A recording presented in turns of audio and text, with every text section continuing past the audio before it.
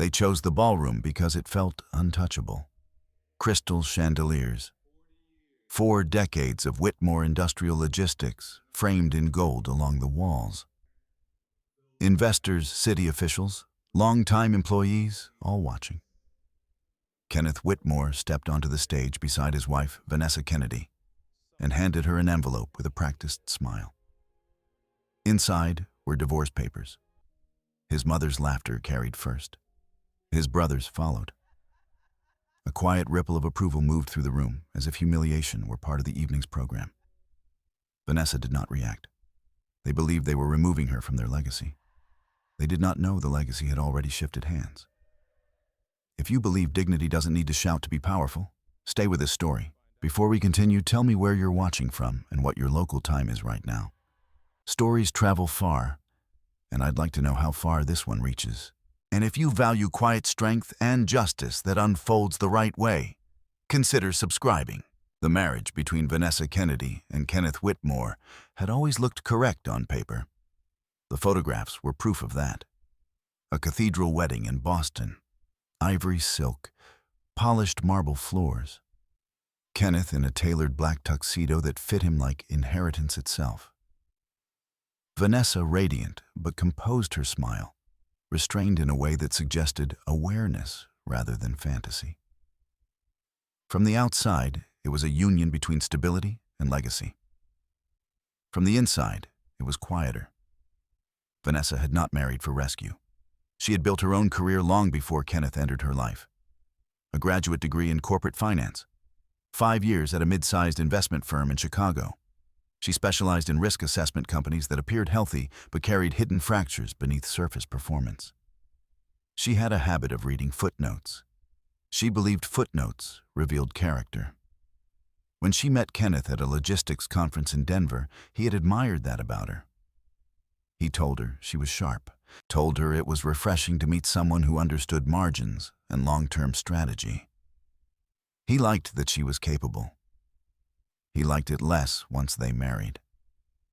The Whitmore family had built Whitmore Industrial Logistics over 40 years. Regional freight contracts, warehouse networks, distribution systems, stretching across 3 states. It was not glamorous work, but it was stable, dependable. The kind of company that rarely made headlines and quietly made millions. Richard Whitmore, Kenneth's father, was chairman, a man who spoke rarely and expected silence in return. Eleanor Whitmore, Kenneth's mother, ran the family's social architecture charity board's private dinners, donor galas. She curated perception the way others curated art. Kenneth was vice president of operations. His older brother, Daniel Whitmore, was COO, precise, calculating patient. Daniel had grown up expecting leadership. Kenneth had grown up expecting to assist. Vanessa entered this system carefully.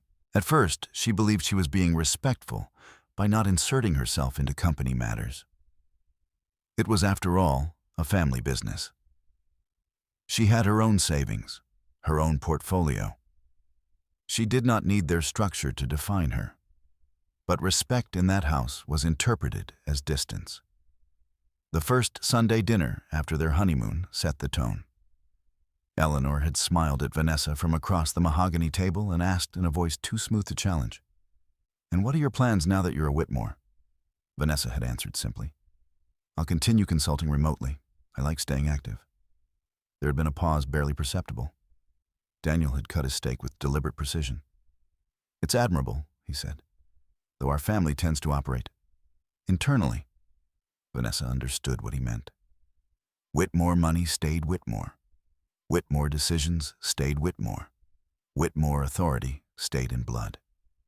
Kenneth had squeezed her hand under the table that evening as if to reassure her. But reassurance is not defense. And he did not correct his brother. Over the next year, the pattern repeated in smaller ways.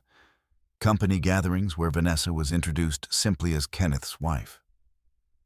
Budget discussions that happened openly in the living room until she entered.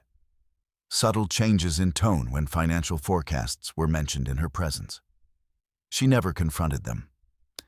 Instead, she began writing. Every night she documented conversations, dates, phrases, observations about tone.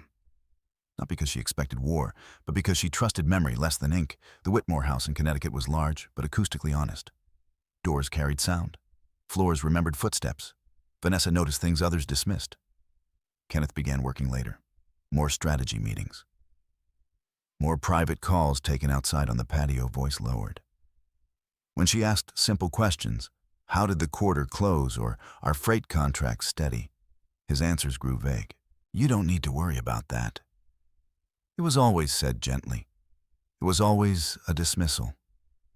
Vanessa did not push, but she knew numbers, and she knew behavioral shifts.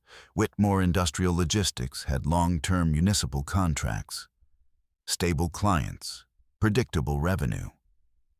Yet Kenneth's tension suggested volatility. At dinner parties, Richard's expressions tightened when Daniel mentioned expansion. Eleanor began emphasizing legacy more often in conversation, as if reminding everyone that continuity mattered. Vanessa recognized defensive posture when she saw it. One evening, as Kenneth showered upstairs, his phone lit up on the kitchen counter. A preview of an email, not enough to violate privacy, just enough to read 3 words, debt restructuring options. She did not touch the device. She did not need to. Later that night, she opened her laptop and began researching industry reports. Freight volumes had fluctuated nationally. Fuel prices had increased. Smaller logistics companies were struggling.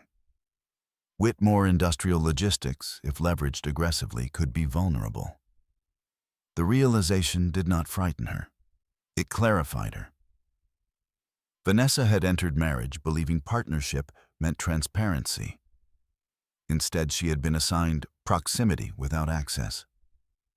So she did what she always did when excluded from conversation. She strengthened her position independently. Her savings were substantial but idle. She had sold her Chicago condo after the wedding. The capital sat in conservative allocations, safe but passive. She scheduled a call with an independent financial advisor recommended by a former colleague, Michael Reeves, based in New York. Not affiliated with the Whitmores, no shared social circles. Their first meeting was virtual, professional, neutral. I'm not looking for anything risky, she told him. Just diversified industrial exposure, something stable. Michael suggested several mid-tier holding companies with consistent dividend performance. One in particular, Northbridge Holdings LLC, managed a portfolio of logistics and warehousing assets across the Northeast. Boring but dependable, he described it. Vanessa liked boring. She requested full documentation, ownership structure, asset breakdown, historical performance. She read every page. Northbridge Holdings was structured through layered subsidiaries, standard practice in industrial portfolios. Nothing appeared irregular. The returns were steady, modest, sustainable. She moved a significant portion of her independent capital into Northbridge. She documented the transaction, saved confirmations, archived emails. Kenneth never asked about her finances. The Whitmores never inquired. They assumed perhaps that her resources were ornamental.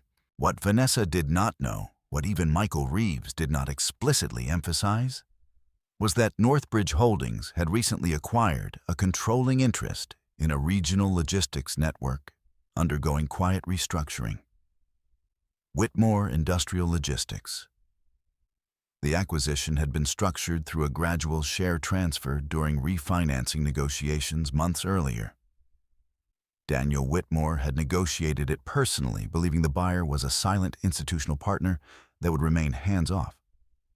Northbridge was the institutional partner, and Vanessa Kennedy now held majority voting interest in Northbridge. The irony had not yet surfaced. Weeks passed. Kenneth's distance increased. At a charity gala hosted by Eleanor, Vanessa overheard Daniel speaking to a banker near the bar. Temporary liquidity pressure. Daniel said softly, "We'll manage it internally." Internally, Vanessa wrote the phrase down later. She never asked Kenneth if the company was in trouble. She did not accuse. She waited.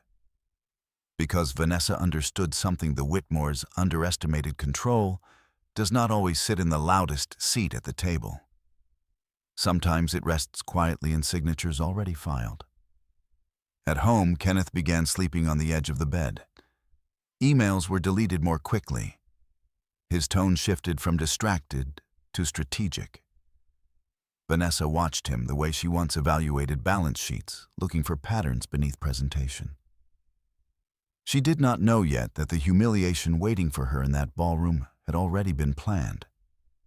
She did not know that Kenneth and Daniel were preparing legal groundwork to protect family assets from what they anticipated would be a separation. But she sensed alignment between financial strain and emotional withdrawal. And she continued to write. If anyone had asked her then whether she felt powerless, she would have answered no. She felt informed. And information, when preserved carefully, becomes structure. The Whitmores believed Vanessa occupied their world by permission. They did not yet realize she had entered it through ownership. That revelation would come later. For now, the house remained quiet. And Vanessa Kennedy remained observant. Vanessa Kennedy did not invest emotionally. She invested structurally. When she transferred her capital into Northbridge Holdings LLC, she did so with the calm discipline of someone who understood that money was not a symbol of power. It was a tool of insulation. She did not seek leverage over anyone. She sought stability that did not depend on her husband's surname. The documents arrived in layers. Subscription agreements, operating agreements, cap tables, voting provisions. Vanessa read them at her desk in the small upstairs study that overlooked the Whitmore's back lawn. Winter had settled over Connecticut, turning the trees skeletal and honest. She preferred working at night when the house was quiet and Kenneth's movements were predictable. Northbridge Holdings was organized through a parent entity controlling several subsidiary logistics operations across the Northeast.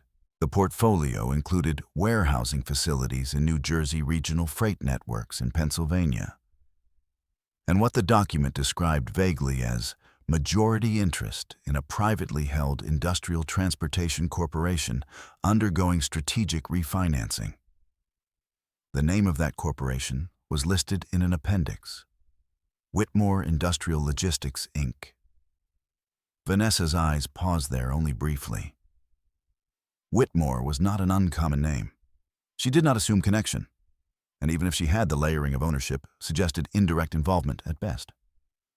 Northbridge was structured to appear diversified, insulated from any single asset. She made a note in her ledger. Appendix B, majority interest, confirm exposure percentage.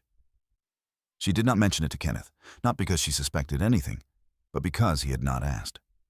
There was an unspoken agreement in their marriage. Kenneth handled Whitmore matters. Vanessa handled her own. The boundary had never been negotiated. It had simply formed. Weeks passed after the investment. Northbridge distributed its first quarterly report under Vanessa's ownership. The numbers were stable, though conservative. Margins had tightened slightly due to increased fuel costs and refinancing adjustments. There was mention of temporary restructuring of debt obligations within one portfolio company. Again, the reference was subtle. Vanessa compared the dates. The restructuring timeline overlapped precisely with the period Kenneth had begun coming home later. The overlap did not yet mean betrayal. It meant correlation. And correlation deserved observation. Meanwhile, within the Whitmore household, conversations had shifted in temperature. Richard Whitmore grew quieter at dinner. Daniel spoke more often, his tone edged with urgency disguised as optimism. "We're positioning ourselves for long-term resilience," Daniel explained one evening, gesturing with his wine glass. "Short-term adjustments, nothing unusual." Kenneth nodded. Vanessa asked no questions. But she noted Daniel's choice of words. Resilience is a word companies use when they are already absorbing impact. That night, Kenneth took a call outside on the patio despite the cold. Vanessa watched him through the glass doors. His posture was rigid. He paced twice before stopping near the railing. He did not know she could see him. She did not need to hear the words. The body revealed enough. Inside, her phone vibrated softly with a notification from Northbridge's investor portal. A routine update, nothing dramatic. She opened it anyway. The portal displayed updated ownership percentages following minor share adjustments from departing minority investors. Vanessa's position had increased slightly now, just over 51% of voting interest in Northbridge holdings. Majority control. She leaned back in her chair. Majority did not imply interference. It simply meant authority, if exercised. She closed the portal and locked her screen. Kenneth returned indoors minutes later, cheeks flushed from the cold. "Everything okay?" she asked gently. "Just work," he replied. "Expansion plans. Expansion." Vanessa had read the quarterly report. Northbridge had paused expansion. Instead, it had refinanced debt tied to a subsidiary. She did not correct him. Instead, she asked, "Is the company taking on additional leverage?" Kenneth hesitated half a second too long. "It's strategic," he said. "You wouldn't understand the operational side." There it was again, the assumption of ignorance. Vanessa nodded as if satisfied. She had learned that confrontation in early stages only accelerated concealment. Better to let narratives extend until they contradicted themselves. 2 days later, a formal email from Northbridge's managing director arrived in her inbox. It outlined upcoming board-level decisions requiring majority consent routine governance procedures. Attached was a detailed breakdown of portfolio assets. Whitmore Industrial Logistics, Inc., 62% controlled by Northbridge Holdings. Vanessa read the line 3 times. 62%. Indirectly, through her majority stake in Northbridge, she held controlling interest in Whitmore Industrial Logistics, her husband's family company. She did not feel triumph. She felt stillness. The Whitmores had not sold willingly, at least not publicly. The acquisition had occurred during refinancing negotiations, months prior. Daniel's signature appeared on several filings approving share transfer to Northbridge as part of debt stabilization. They had sought liquidity. They had accepted oversight. And they had believed the oversight faceless.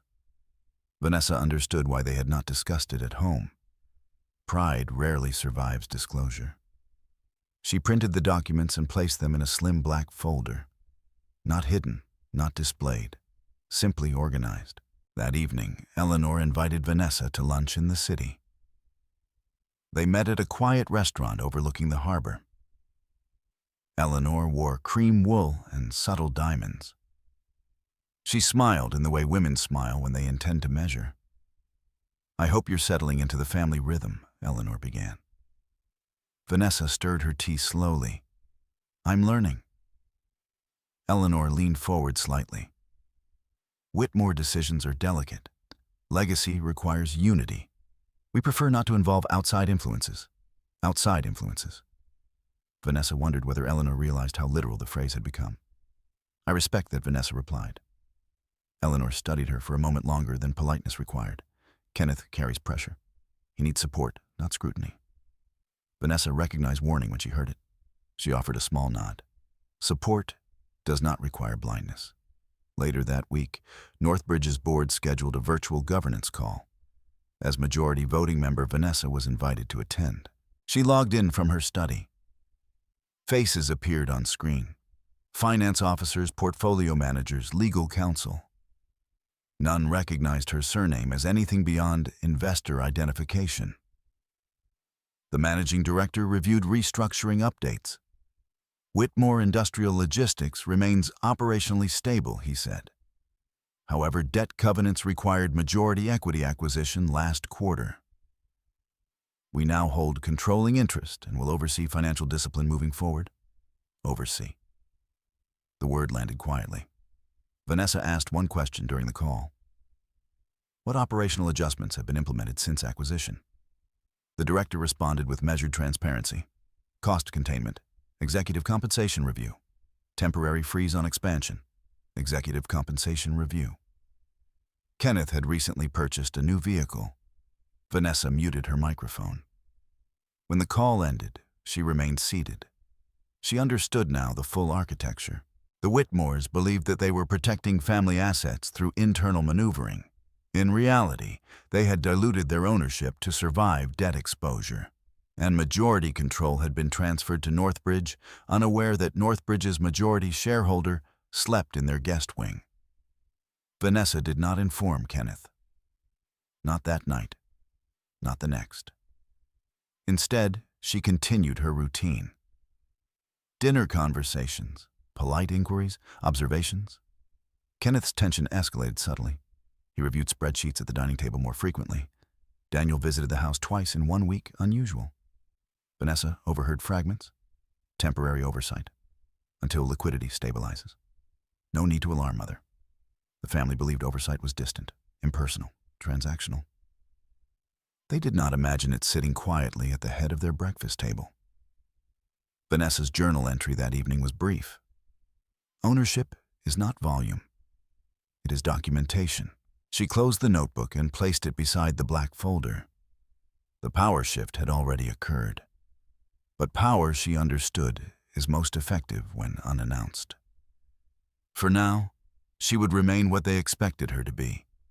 Present, silent, observant, and majority. Sunday dinners at the Whitmore estate were performances disguised as tradition. The long dining table imported walnut. Eleanor often reminded guests seated 12 comfortably, though rarely more than 6 occupied it. The empty chairs were symbolic. They suggested expansion, legacy, generations yet to come. Vanessa had learned to recognize the choreography. Richard sat at the head posture, upright hands folded when not eating. Eleanor presided near him, but angled toward the rest, managing tone. Daniel positioned himself within conversational dominance range. Kenneth usually sat beside Vanessa. Though lately, the distance between their chairs had grown perceptible only to someone measuring carefully. That Sunday evening, snow threatened but did not fall. The windows reflected candlelight back into the room, trapping warmth inside glass. Dinner began politely. Eleanor complimented Vanessa's dress, navy understated. Daniel described a new distribution contract as strategically promising. Kenneth added minimal commentary, eyes flicking toward his brother for cues. Vanessa listened. There was an undercurrent that night, a tension humming beneath the cutlery. Midway through the meal, Daniel set down his fork and leaned back. Family ownership, he began, as though addressing the room formally, is what differentiates companies like ours from corporations that sell out at the first sign of pressure. Richard nodded once. Eleanor smiled approvingly. Kenneth straightened subtly. Vanessa kept her gaze steady. Daniel continued. We've seen competitors dissolve because they lacked unity. Blood matters. Decision-making stays protected when it remains internal. There it was again, internal. Vanessa felt the word move across the table like a quiet test. She took a sip of water before responding. External oversight can sometimes protect long-term stability. Her tone was even not confrontational. Daniel's smile thinned. Oversight from whom? Investors, advisors, governance boards, she replied. It's not always a threat. Kenneth shifted beside her. Daniel tapped the table lightly with his index finger. When outsiders control equity, they don't understand legacy. They prioritize numbers over heritage. Vanessa observed Eleanor's reaction. Not surprised defensiveness. This was not theoretical. Daniel was speaking from recent experience. Richard cleared his throat. The Whitmore name carries weight because we've maintained autonomy. Autonomy. Vanessa understood the subtle grief beneath his words. They had already ceded it. Not publicly, not socially, but structurally. Of course, Vanessa said softly. Autonomy requires liquidity. Silence followed. It was brief, but heavy. Kenneth's jaw tightened. Daniel's gaze sharpened. Eleanor's fork paused midair before lowering carefully to her plate. Liquidity is a management tool, Daniel replied coolly. Not a vulnerability. Vanessa inclined her head. Agreed. She did not elaborate. She did not mention the governance call, or the executive compensation review, or the controlling percentage held by Northbridge. Instead, she returned to her meal. The rest of dinner unfolded with forced normalcy. Conversation pivoted to Eleanor's charity gala. Richard asked Kenneth about freight contracts in Hartford. Daniel laughed too loudly at something insignificant. Vanessa catalogued it all. After dessert, Eleanor invited her into the sitting room under the pretense of reviewing seating arrangements for an upcoming anniversary celebration, the 40th year of Whitmore Industrial Logistics. The ballroom had already been booked. Invitations drafted. The event was designed not only to commemorate endurance, but to reassure investors and city officials of stability. Eleanor poured coffee into delicate porcelain cups. "You handled dinner well," she said, tone measured. Vanessa met her eyes. Handled Eleanor smiled faintly. "Daniel is under strain. It would be helpful if you avoided business commentary in front of your father-in-law." Your father-in-law. The reminder of hierarchy was intentional. "I wasn't aware I had overstepped," Vanessa replied. Eleanor set her cup down carefully. "The company is navigating temporary adjustments. Family solidarity is essential. We don't need external speculation." External. Vanessa wondered whether Eleanor realized how ironic the word had become. "I support Kenneth," Vanessa said quietly, "in every way that protects him." Eleanor studied her, searching perhaps for emotional reaction, jealousy, insecurity, defensiveness. She found none. Vanessa's calm, unsettled people who preferred visible vulnerability. Upstairs later that evening, Kenneth closed their bedroom door with more force than necessary. "You didn't need to challenge Daniel," he said. Vanessa sat at her desk, closing a folder deliberately before turning toward him. "I asked a question. It sounded like you were implying we've lost control." Vanessa held his gaze. "Have you?" Kenneth exhaled sharply. "This is exactly what I mean. You don't understand the operational complexities." She stood slowly. "I understand debt covenants," she said evenly. "I understand refinancing structures. I understand majority acquisition clauses." Kenneth froze, only for a second, but it was long enough. "Where did you hear that terminology?" he asked. "Industry reports," Vanessa answered. It was true, just not complete. Kenneth ran a hand through his hair. "We're managing it. Daniel negotiated terms that allow us to retain strategic direction. Through Northbridge?" she asked gently. His expression shifted. There it was, the flicker of alarm, before control reasserted itself. "You've been looking into company filings?" he asked. "I invest in industrial portfolios," Vanessa replied. "It would be irresponsible not to." Kenneth's silence stretched. Then he said, "Northbridge is a temporary institutional partner. They won't interfere." Vanessa nodded. "Do they have majority voting power?" she asked. He hesitated again. "It's structured," he said carefully, "to protect operational leadership." Which was not an answer. Vanessa did not press further. Instead, she walked to the window and drew the curtain slightly aside. Snow had finally begun falling, slow, deliberate. "You should tell your parents the full scope," she said quietly. "They deserve clarity." Kenneth's voice sharpened. "This is precisely why we don't discuss internal matters widely. Panic spreads faster than facts. Internal matters." Vanessa turned back toward him. "You're assuming panic," she said. "I'm talking about transparency." Kenneth did not respond. Instead, he reached for his phone and left the room. Vanessa remained standing. Her breathing was steady. She did not feel anger. She felt confirmation. The Whitmores were not only restructuring debt, they were restructuring narrative, preparing language that preserved pride while diluting ownership. And they assumed she stood outside the architecture. She returned to her desk and opened the black folder. The cap table was precise. Northbridge Holdings, 62% Whitmore Industrial Logistics. Vanessa Kennedy, 51% Northbridge Holdings voting interest. Control layered within control. She closed the folder and placed it back in the drawer. Power did not need announcement. It required timing. Downstairs, Kenneth's voice drifted faintly through the stairwell as he spoke on the phone. "She's asking questions. No, she doesn't know the full structure. We'll handle it after the anniversary event." After the anniversary event. Vanessa wrote the phrase into her journal. The 40th anniversary would not only celebrate history, it would mark a turning point. She did not yet know how events would unfold publicly, but she sensed alignment forming. Kenneth believed he could manage both financial exposure and marital separation discreetly.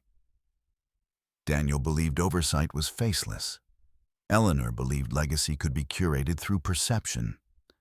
Richard believed autonomy still existed. Vanessa believed in documentation. Snow continued falling outside, coating the Whitmore estate in white stillness. Inside, the family rehearsed confidence. And upstairs in a drawer beneath neatly folded papers lay the quiet fact that ownership had already shifted. They simply had not asked who was holding it. The first draft of the narrative against Vanessa did not arrive dramatically. It arrived as a suggestion. Kenneth brought it up on a Tuesday evening, his tone measured, almost casual. They were seated in the living room, the television muted. A spreadsheet glowed faintly on his laptop screen. "I've been thinking," he began, not looking at her, "it might be wise to clarify financial boundaries." Vanessa closed the book she had been reading, but kept her finger between the pages. "Clarify how?" she asked. Kenneth shifted slightly. "A postnuptial agreement. Nothing aggressive. Just structure. Protection for both of us. Protection." Vanessa studied his face. He had rehearsed this. Protection from what, she asked gently. "From unpredictability," he said. "Markets are volatile. Business is volatile. It's responsible planning. Responsible planning." She nodded slowly. "Then I'll need to review it thoroughly." "Of course," he replied quickly.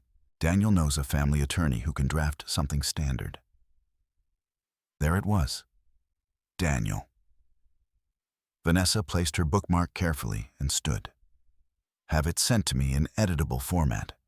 I prefer reviewing tracked changes." Kenneth hesitated. "It's just a formality." "All the more reason to be precise," she said. She did not argue. She did not accuse. She simply required documentation. The draft arrived 3 days later. Subject line: Postnuptial clarification. Draft 1. The attached PDF was clean, professionally formatted. Vanessa downloaded it but did not open it immediately. Instead, she requested the original Word file. Kenneth responded 10 minutes later. "PDF should be fine." "It won't be," she replied. Silence followed for nearly an hour before the Word document appeared in her inbox. Vanessa did not react emotionally to its contents. She dissected it. The agreement outlined separation of premarital assets reasonable. It reaffirmed that Whitmore Industrial Logistics remained sole property of the Whitmore family, unsurprising. But then came the clause: in the event of dissolution of marriage, Vanessa would waive any claim to appreciation dividends or indirect holdings connected to Whitmore Industrial Logistics or affiliated entities. Indirect holdings. Her eyes lingered there. The phrasing was broader than necessary. She clicked Review and opened the document properties. Track changes had been disabled before conversion to PDF. But the Word file retained revision history, multiple edits, several late-night timestamps. Some revisions had been made by a user identified as D. Whitmore. Daniel. Vanessa leaned back in her chair. This was not precaution. This was preparation. She scrolled further. Another clause required Vanessa to acknowledge that she had no material involvement or advisory influence over Whitmore Industrial Logistics operations. That wording was strategic. If signed, it would position her legally as detached from corporate governance, irrelevant to oversight. She closed the document without making comments. Instead, she saved a copy to her encrypted drive. That night at dinner, she did not mention the draft. Kenneth watched her more closely than usual, perhaps expecting confrontation. Instead, she asked about his day. The following week, she noticed a shift in tone within the household. Daniel visited more frequently. Richard seemed distracted, speaking less.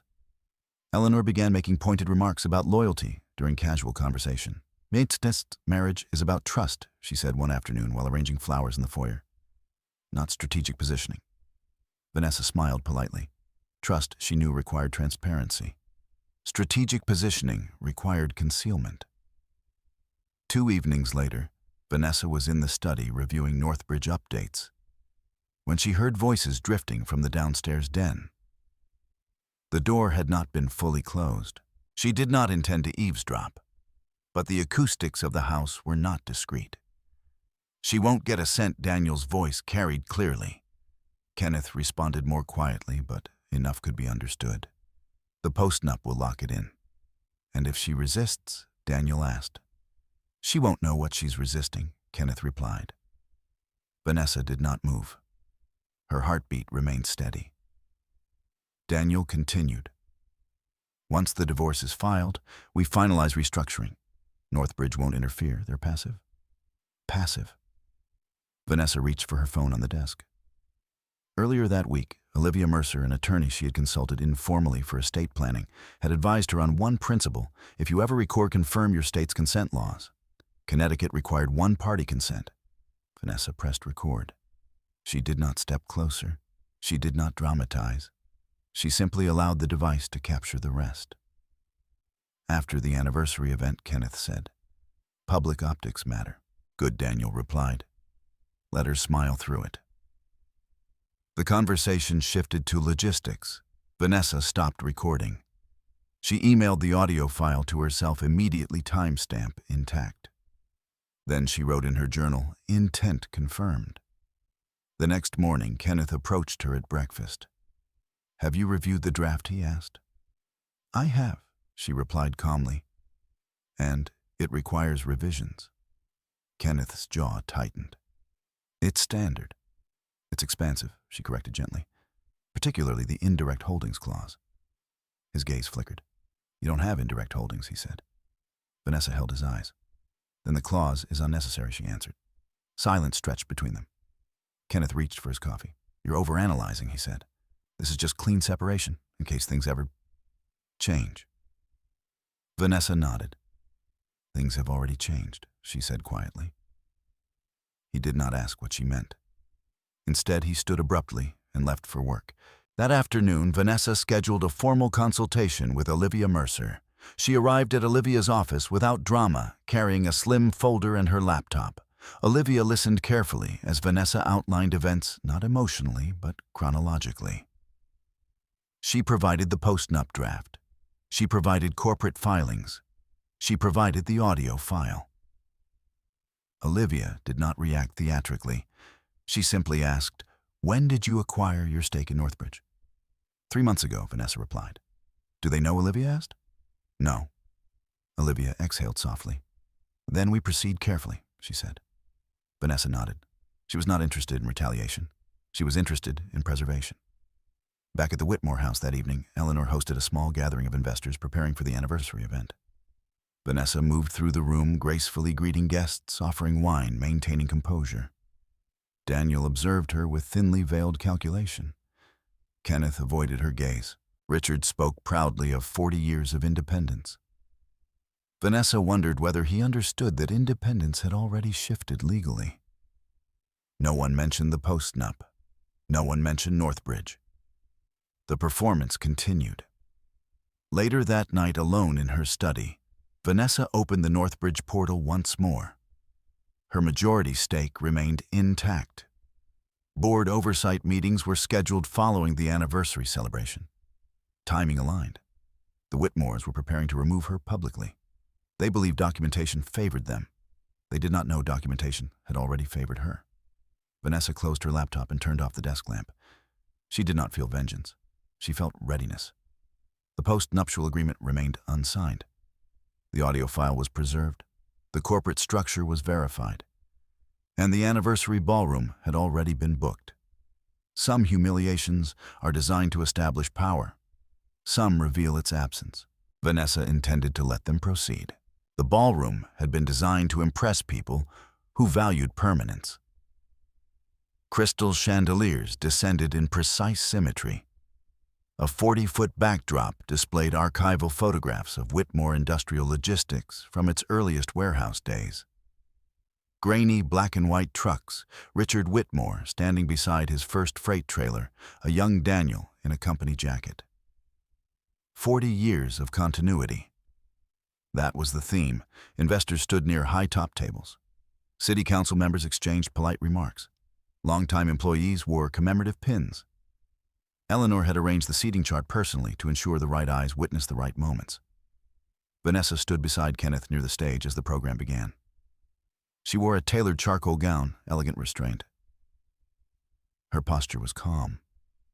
Anyone watching closely might have mistaken her composure for devotion. Kenneth delivered the opening remarks with steady cadence. He thanked employees. He honored his father's vision. He praised Daniel's operational leadership. Applause followed on cue.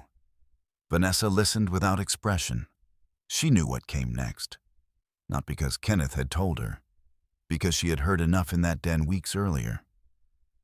When the speech ended, Kenneth reached for a thin envelope resting discreetly behind the podium. It was cream-colored, formal. He turned toward Vanessa with a smile that felt rehearsed. "Vanessa," he said into the microphone, his tone gentle, almost regretful. There are moments in life when clarity is necessary. The room shifted subtly. Richard frowned, uncertain. Daniel's expression was composed. Eleanor's lips curved faintly upward. Kenneth handed the envelope to Vanessa. She accepted it without hesitation. No trembling hands, no visible shock. Inside were divorce papers, filed earlier that morning. The filing timestamp was precise. The grounds were listed as irreconcilable differences. The financial request section included reference to the unsigned postnuptial agreement. A murmur rippled through the ballroom. Kenneth continued speaking, projecting controlled sorrow. "We've decided to part ways respectfully. We ask for privacy and understanding, respectfully." Vanessa lifted her eyes from the document and looked at him. He believed he was controlling narrative. Daniel stepped forward, slightly offering an arm to Eleanor, as if steadying her through imagined grief. Several investors exchanged glances. Some employees looked down at their glasses. Vanessa folded the papers once, not angrily, not defensively, simply once. Then she handed the envelope back to Kenneth. "I acknowledge receipt," she said quietly without microphone. The sound technician, unaware of her intention, had not muted the stage feed. Her voice carried farther than intended. It was steady. She stepped away from the podium without another word, no accusation, no spectacle. The silence she left behind was heavier than any argument. Kenneth blinked, momentarily disoriented by the lack of resistance. He had prepared for tears, perhaps confrontation, even pleading. He had not prepared for composure.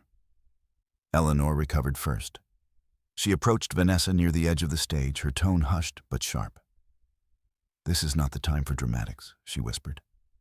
Vanessa met her gaze calmly. "I agree," she replied. Eleanor searched her face for anger. She found none. Daniel joined them, voice low. "The filing was necessary," he said.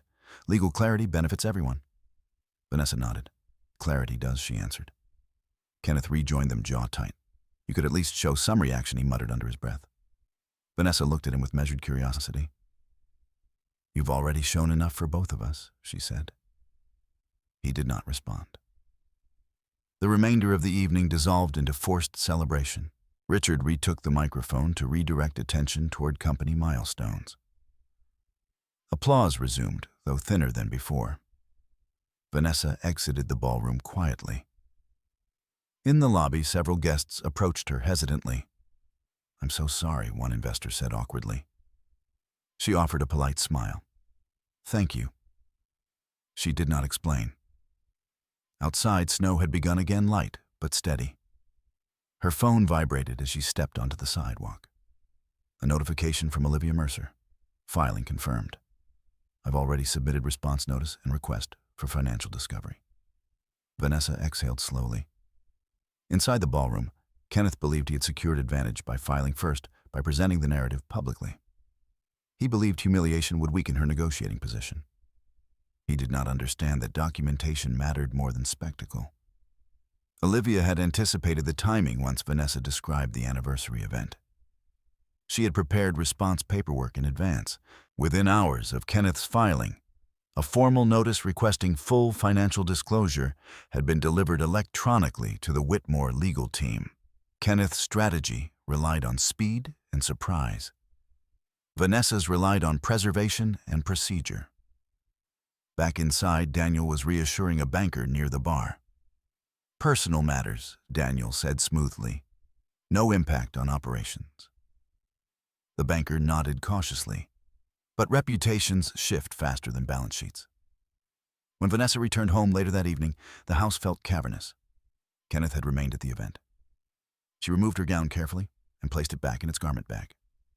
Then she opened her laptop. Northbridge's governance portal displayed a new message from the managing director. "Board review scheduled next week regarding subsidiary performance." Subsidiary, Whitmore Industrial Logistics. Vanessa clicked through the performance metrics. Revenue stable, debt ratio elevated but manageable under oversight. Executive compensation review pending. She saved the documents to her encrypted folder. Her phone rang shortly after. "Olivia." "They'll attempt to restrict access to records," Olivia said. "But with majority oversight through Northbridge, disclosure becomes more complicated for them." Vanessa remained silent for a moment. "They don't know," she said. "About your stake?" Olivia asked. "No." Olivia paused. "That changes leverage," she replied. Vanessa considered her answer carefully. "Leverage is only useful if applied correctly," she said. Kenneth returned past midnight. He entered the bedroom cautiously, perhaps expecting confrontation. Vanessa was seated at her desk writing. "You embarrassed me," he said, voice controlled but strained. She looked up. "I didn't speak," she replied. "Exactly," he snapped. "You made it look like I ambushed you." Vanessa studied him. "You did," she said softly. Kenneth's composure fractured briefly. "You've been distant for months," he continued. "This was inevitable." "Inevitable," she repeated. "Yes." She closed her journal. "If inevitability was your position," she asked calmly, "why attempt a postnuptial waiver first?" His eyes narrowed. "That's legal prudence." "No," she said quietly. "That's premeditation." He looked away. Silence filled the room. Finally, he said, "You won't receive anything from the company." Vanessa did not correct him. Instead, she asked, "Have you disclosed full restructuring details to your attorney?" Kenneth hesitated. "That's not relevant to you." Vanessa stood slowly. "It is," she said. He watched her confusion mixing with irritation. "You always think you see more than you do," he muttered. Vanessa's expression did not change. "I see enough," she answered. Kenneth lay down on his side of the bed without further conversation. Vanessa remained awake longer. She did not cry. She did not rage. She reviewed. The divorce filing had initiated formal discovery. Financial records would soon be required. Email chains subpoenaed. Corporate governance examined. And through Northbridge, she already possessed lawful oversight authority. The Whitmores believed tonight had established dominance. They believed public narrative would pressure settlement. They believed Vanessa would negotiate from emotional disadvantage. They did not yet understand that ownership documents were indifferent to applause. Snow continued falling outside the Whitmore estate, softening the sharp outlines of architecture. Inside, the first formal move had been made. Kenneth believed it was his. Vanessa knew better. Olivia Mercer's office did not intimidate. It was deliberate.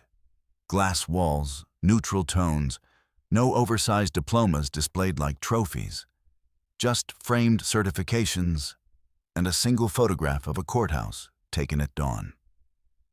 Paper wins, Olivia had told Vanessa during their first formal consultation weeks earlier. Now, 2 days after the ballroom announcement, that principle became operational. Vanessa arrived precisely at 9:00 a.m., dressed in a navy coat, hair pulled back, posture composed. She carried a leather portfolio, not bulky, not theatrical. Olivia greeted her with a nod, rather than sympathy. "Let's begin," she said.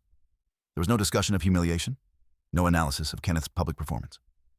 Instead, Olivia opened a legal pad and began outlining steps. First, formal response to the divorce petition, already filed.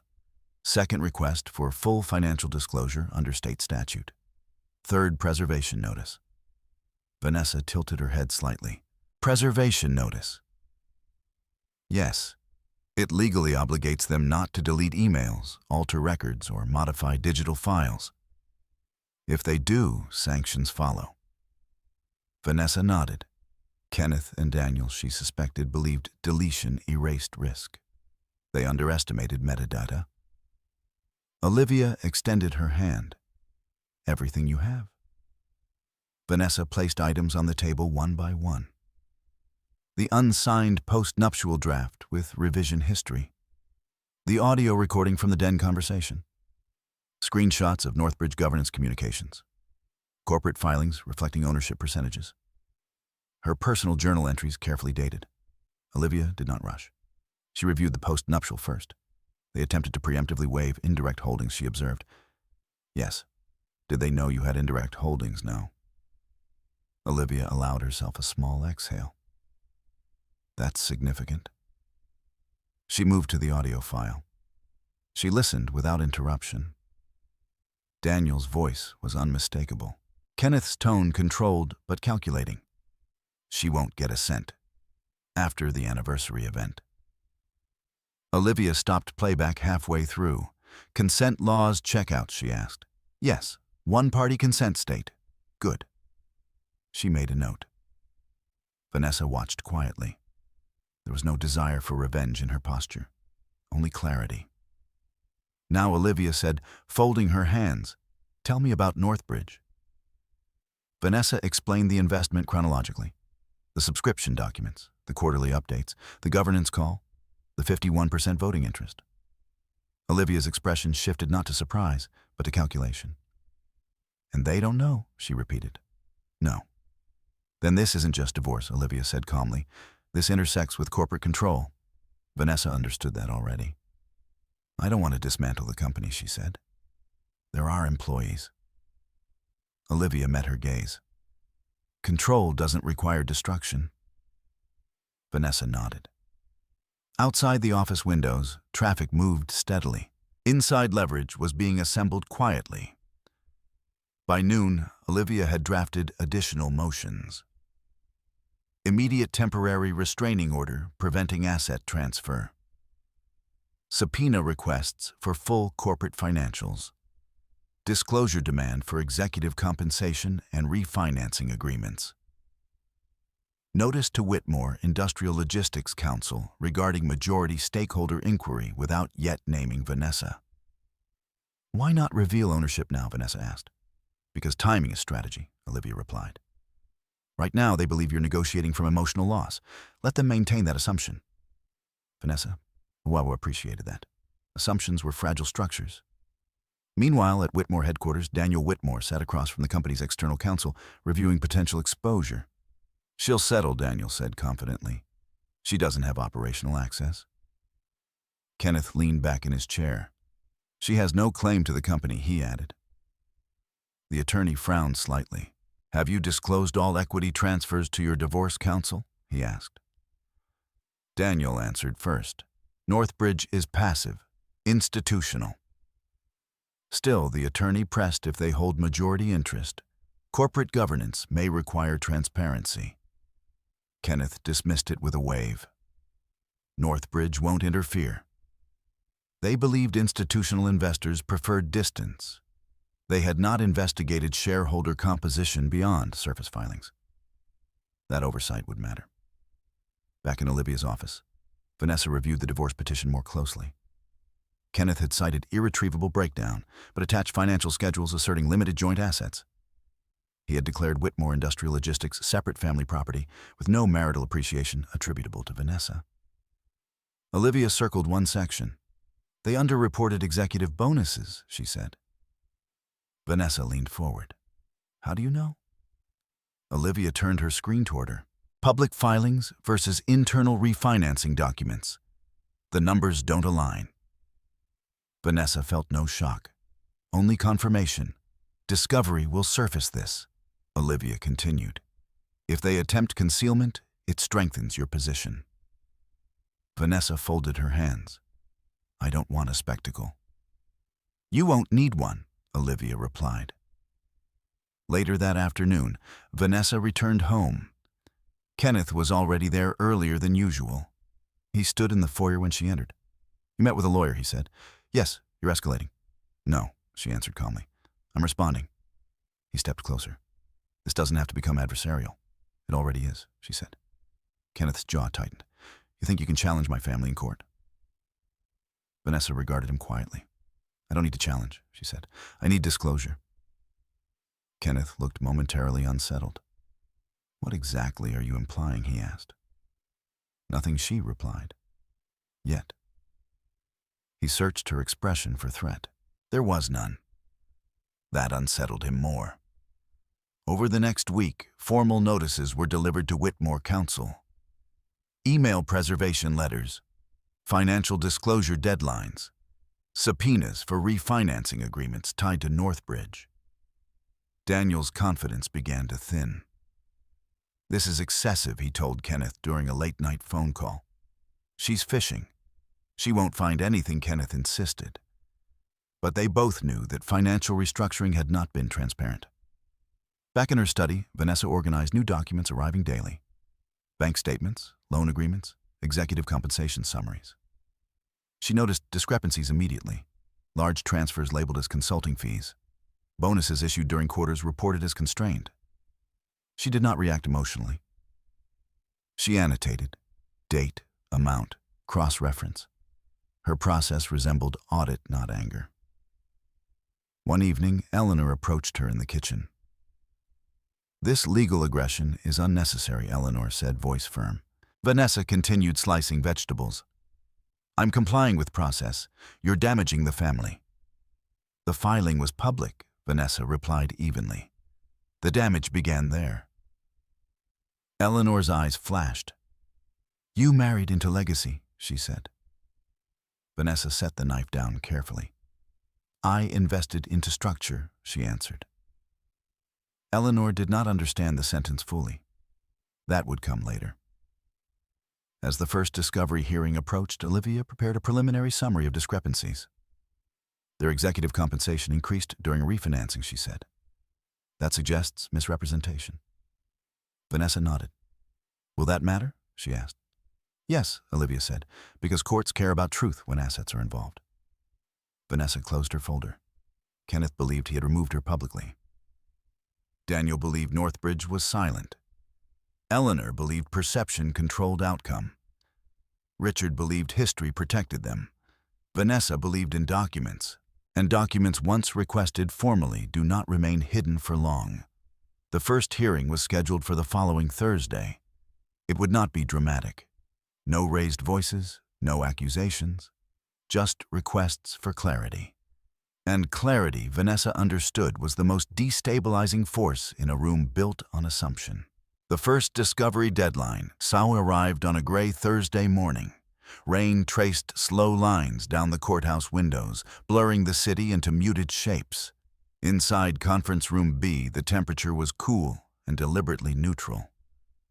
No raised platforms, no jury box. Just two long tables facing each other, and a court reporter seated between them.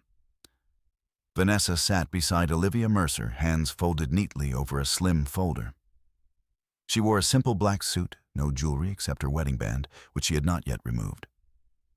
Across from them sat Kenneth and Daniel, accompanied by the Whitmore family attorney, Charles Benton.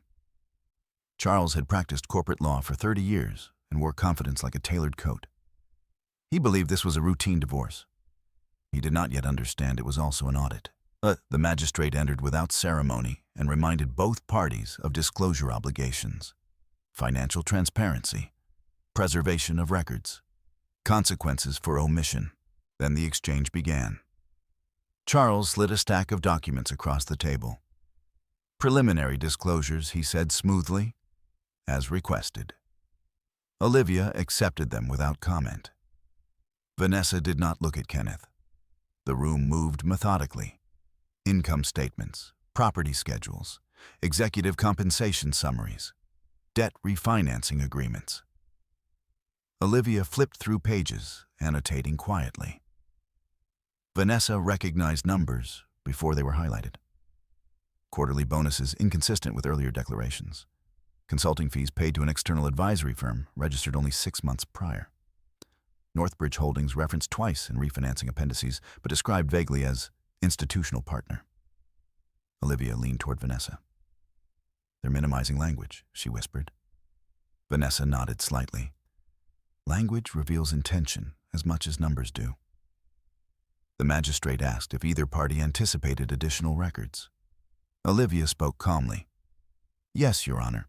We request full email correspondence between Kenneth Whitmore, Daniel Whitmore, and any representatives of Northbridge Holdings related to restructuring and equity transfers within the last 12 months. Kenneth's posture stiffened. Charles responded immediately. "That extends beyond marital scope."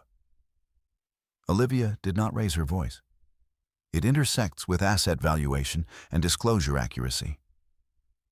The magistrate paused. "Emails related to financial restructuring are relevant," she said. "Provide them." Daniel's jaw tightened. He had assumed divorce court would remain narrow. He had underestimated Olivia's framing. The hearing concluded without spectacle. As parties gathered their materials, Kenneth finally looked at Vanessa. "You're digging into business operations," he said quietly. "I'm reviewing declared assets," she replied. "You're trying to embarrass us." Vanessa met his gaze evenly. "I'm trying to understand the truth." Outside the courthouse, rain intensified. Daniel stepped aside to make a phone call. "They're requesting internal correspondence," he said in a low voice. On the other end, a Northbridge legal liaison responded calmly. "We'll comply with governance protocol," Daniel frowned. Governance protocol. He still assumed Northbridge would remain procedural, distant, indifferent. He did not yet know that governance had a face. Back at Olivia's office later that afternoon, the email production began arriving electronically in batches. Hundreds of messages, time-stamped, searchable. Vanessa and Olivia reviewed them line by line. Patterns emerged quickly. Kenneth and Daniel had discussed divorce timing weeks before the anniversary event. Subject lines like "Postnup language tighten clause," after gala announcement. Northbridge passive no interference expected. Vanessa felt no surge of emotion, only confirmation. Then one thread drew Olivia's attention. An exchange between Daniel and Northbridge's managing director during refinancing negotiations months earlier. "Daniel, we need temporary equity injection without public perception of control shift. Managing director majority interest required under covenant terms." Daniel understood. Institutional passivity assumed. Vanessa read the line twice. Institutional passivity assumed. Olivia leaned back slowly. "They believed the majority stake was silent capital," she said. Vanessa's expression remained composed. "It isn't," she replied. Olivia glanced at her. "Do you want to reveal ownership at the next hearing?" Vanessa considered the question carefully. "Not yet," she said. "Why?" "Because they're still speaking freely." Olivia allowed a faint smile. "Silence can encourage disclosure." Meanwhile, within Whitmore headquarters, tension escalated. Daniel reviewed the same email thread with Charles Benton. "This doesn't prove concealment," Daniel insisted. "It suggests awareness of control shift," Charles corrected. "If majority ownership impacts asset valuation in divorce, it becomes material." Kenneth paced the office. "She can't leverage Northbridge," he said. "It's institutional." Charles adjusted his glasses. "Have you verified shareholder composition recently?" Daniel hesitated. "It's a private holding structure," he said. "Investor data isn't public." Charles exhaled quietly. "You should confirm." Daniel dismissed the suggestion. "There's no reason." He believed certainty protected him. Back in her study that evening, Vanessa logged into the Northbridge governance portal. A notification awaited. Board review agenda, oversight compliance, and executive compensation audit. Executive compensation audit. Vanessa opened the attached summary. Whitmore Industrial Logistics had approved executive bonuses during quarters flagged for liquidity strain. The compensation increases had been justified internally as retention incentives.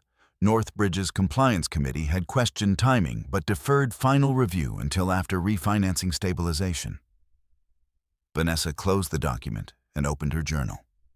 Misalignment between internal narrative and documented reality. She paused, then wrote, "Let them continue." The next discovery session was scheduled for 2 weeks later.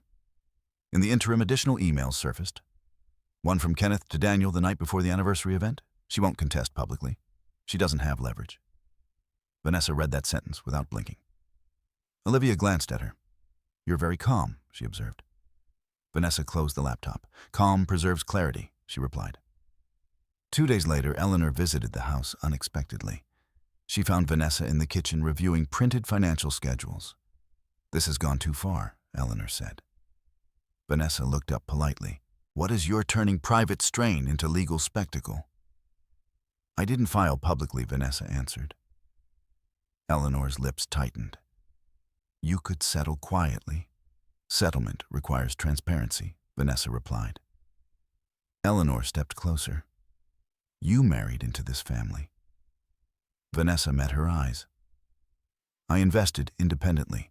Eleanor did not understand the weight of that statement. Yet. That night, Kenneth confronted her again. "You're pushing discovery beyond marital relevance," he said. "I'm following counsel," Vanessa replied. "You're risking the company." Vanessa tilted her head slightly. "The company already accepted majority oversight," she said softly. Kenneth froze. "What do you mean?" Vanessa did not elaborate. "You should review your own refinancing documents carefully," she said. He stared at her, searching for implication. There was no accusation in her tone, only suggestion. After he left the room, Vanessa reopened the email thread between Daniel and Northbridge.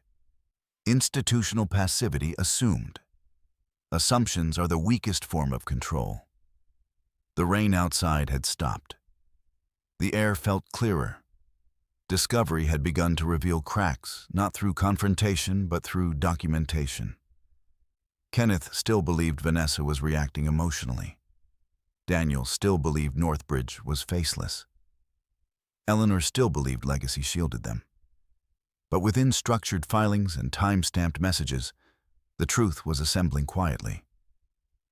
And Vanessa Kennedy, majority shareholder of Northbridge Holdings, remained patient. Because when documents speak, they do so in sequence. And sequence was on her side. Money rarely lies. It may be renamed, redirected, disguised as consulting, reframed as retention. But when arranged chronologically, it tells a story more reliable than memory.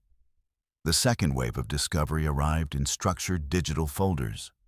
Bank statements, wire confirmations, executive compensation schedules, and internal accounting summaries from Whitmore Industrial Logistics. Olivia projected the documents onto the wall of her office, while Vanessa sat at the conference table, pen in hand. "Let's follow the transfers," Olivia said. Vanessa nodded. The first irregularity appeared subtle. A series of monthly payments categorized as strategic advisory services paid to an LLC registered in Delaware 6 months prior to refinancing. The LLC's name, Harbor Ridge Consulting. "Who owns it?" Vanessa asked quietly. Olivia clicked through state registry databases. Registered agent listed. Ownership shielded. Vanessa did not need confirmation to suspect connection. The payments were consistent, $42,000 monthly. Not exorbitant, not catastrophic, but persistent. Cross-referencing dates, Vanessa noticed something else. Each Harbor Ridge payment aligned with internal emails discussing temporary liquidity pressure. Compensation was being extracted during strain. Olivia leaned back. "This matters," she said. If funds were diverted while representing financial distress that impacts both corporate governance and marital asset evaluation. Vanessa made a notation. "Check personal accounts," she said. They shifted to Kenneth's disclosed personal banking statements. For several months, transfers had moved from Whitmore Industrial Logistics into Kenneth's personal account, labeled as performance incentive. Yet internal company summaries categorized the same amounts as deferred executive retention, not immediate bonuses. Language discrepancy. Then came the larger figure. 2 weeks before filing for divorce, Kenneth had transferred $380,000 from a joint investment account into a separate trust. The trust beneficiary field was partially redacted in the first disclosure. Olivia raised an eyebrow. They attempted to conceal beneficiary details. "Can we compel full disclosure?" Vanessa asked. "Yes." Vanessa did not react visibly, but internally she noted timing. 2 weeks before public humiliation. Financial repositioning preceding narrative repositioning.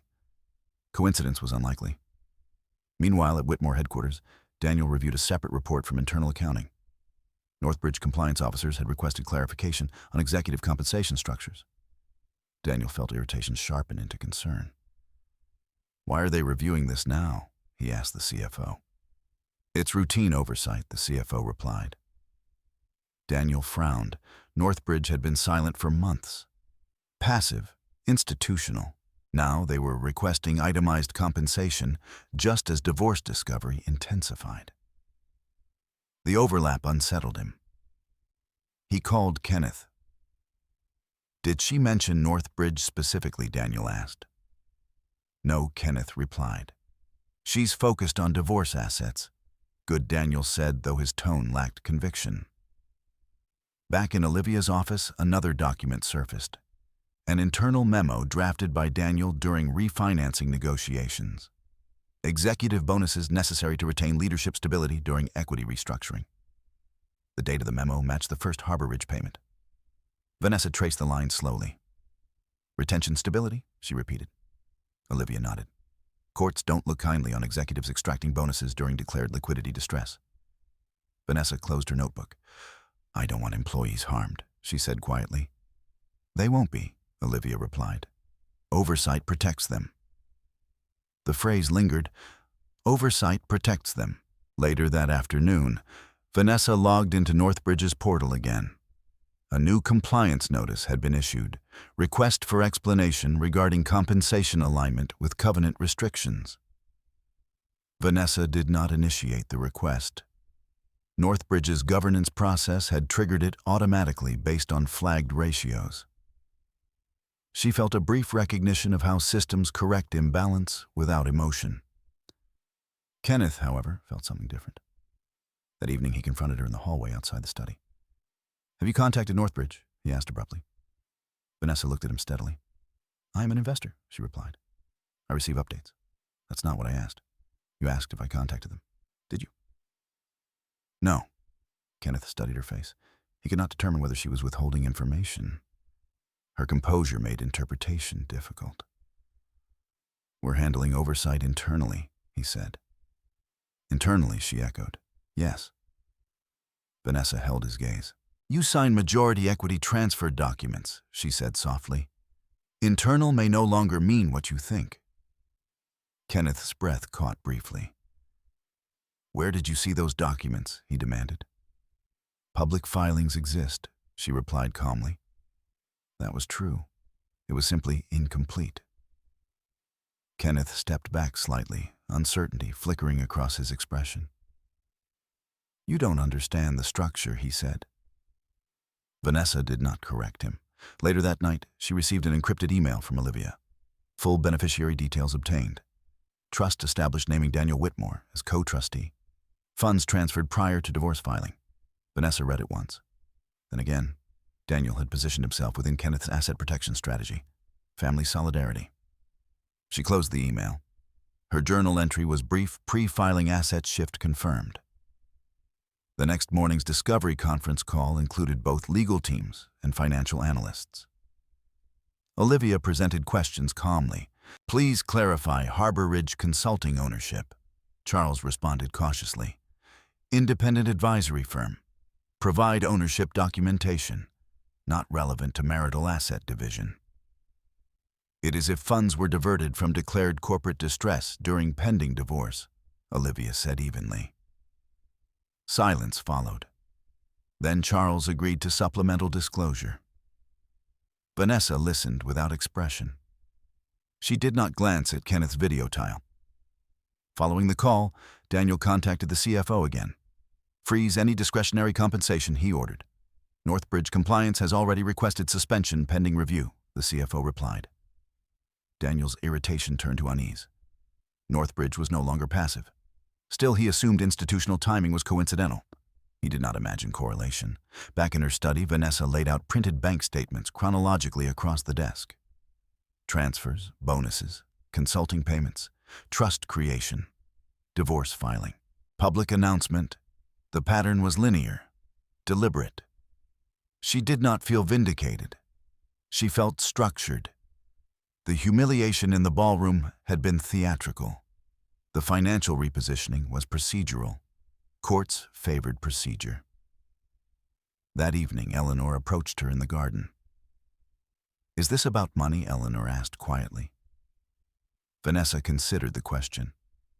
"It's about accuracy," she replied. "You're risking everything my husband built." Vanessa met her eyes.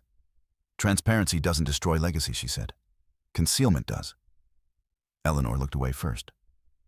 Inside the house, Kenneth sat alone at the dining table, reviewing documents he no longer fully controlled. He believed he was ahead. He believed Vanessa was reacting. He did not yet understand that every transfer he had made had left a timestamp. And timestamps, when aligned with intent, form narrative. Stronger than any speech delivered beneath chandeliers, Northbridge Compliance would meet the following week. Divorce discovery would continue, and Vanessa Kennedy, quiet majority shareholder, remained patient, because money may be hidden briefly, but it rarely remains silent under scrutiny. Whitmore Industrial Logistics had survived recessions, fuel crises, and regulatory shifts. It had not yet faced sustained internal scrutiny. The first signs were subtle. A compliance inquiry from Northbridge requesting clarification on executive compensation timing. A follow-up request for board minutes documenting refinancing approvals. A reminder that majority equity carried fiduciary expectations. Daniel read the email 3 times before forwarding it to Kenneth. "This is procedural," Daniel said when they met later that afternoon in Kenneth's office. "Institutional oversight. Nothing more." Kenneth nodded, though his confidence felt thinner than before. "They've never pushed like this," he replied. "Because they've never needed to." Daniel believed pressure was cyclical, temporary, containable. He did not yet see that pressure had acquired direction. Across town, in Olivia Mercer's office, Vanessa reviewed an updated asset valuation report. "Whitmore Industrial Logistics is technically solvent," Olivia explained, pointing to a highlighted column. "But liquidity is strained. Covenant breaches triggered equity transfer. That's how Northbridge obtained majority." Vanessa absorbed the explanation quietly. "And executive bonuses during that period?" she asked. "Questionable," Olivia replied, "particularly if compensation increased while liquidity declined." Vanessa folded her hands. "They'll argue retention necessity." "They can," Olivia said.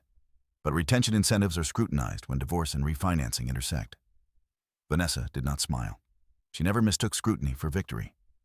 Later that evening, Northbridge's compliance committee convened via video conference. Vanessa logged in without fanfare. The managing director summarized concerns. "Whitmore Industrial Logistics has reported increased executive compensation concurrent with liquidity strain," he said. "We require formal explanation." Vanessa listened. Other board members nodded methodically. No emotion, no accusation. Just governance. Additionally, the director continued, "We recommend temporary suspension of discretionary executive bonuses until compliance review concludes." Vanessa spoke for the first time. "I support suspension pending clarification," she said calmly. Her voice carried no personal undertone, only structure. The vote passed unanimously. In that moment, Kenneth's upcoming bonus, already projected in his expectations, evaporated quietly. He would not know until the following morning. At Whitmore headquarters, Daniel's phone rang just after 8:00 a.m. The CFO's voice sounded strained. "Northbridge has frozen discretionary executive compensation," he said. Daniel's jaw tightened. "On what grounds? Governance review?" Daniel ended the call and immediately dialed Kenneth. "This is temporary," he said firmly. "They're overstepping." Kenneth felt a surge of frustration. "This is because of her," he said. Daniel paused. "She has no connection to Northbridge," he replied automatically. Neither man had confirmed that assumption.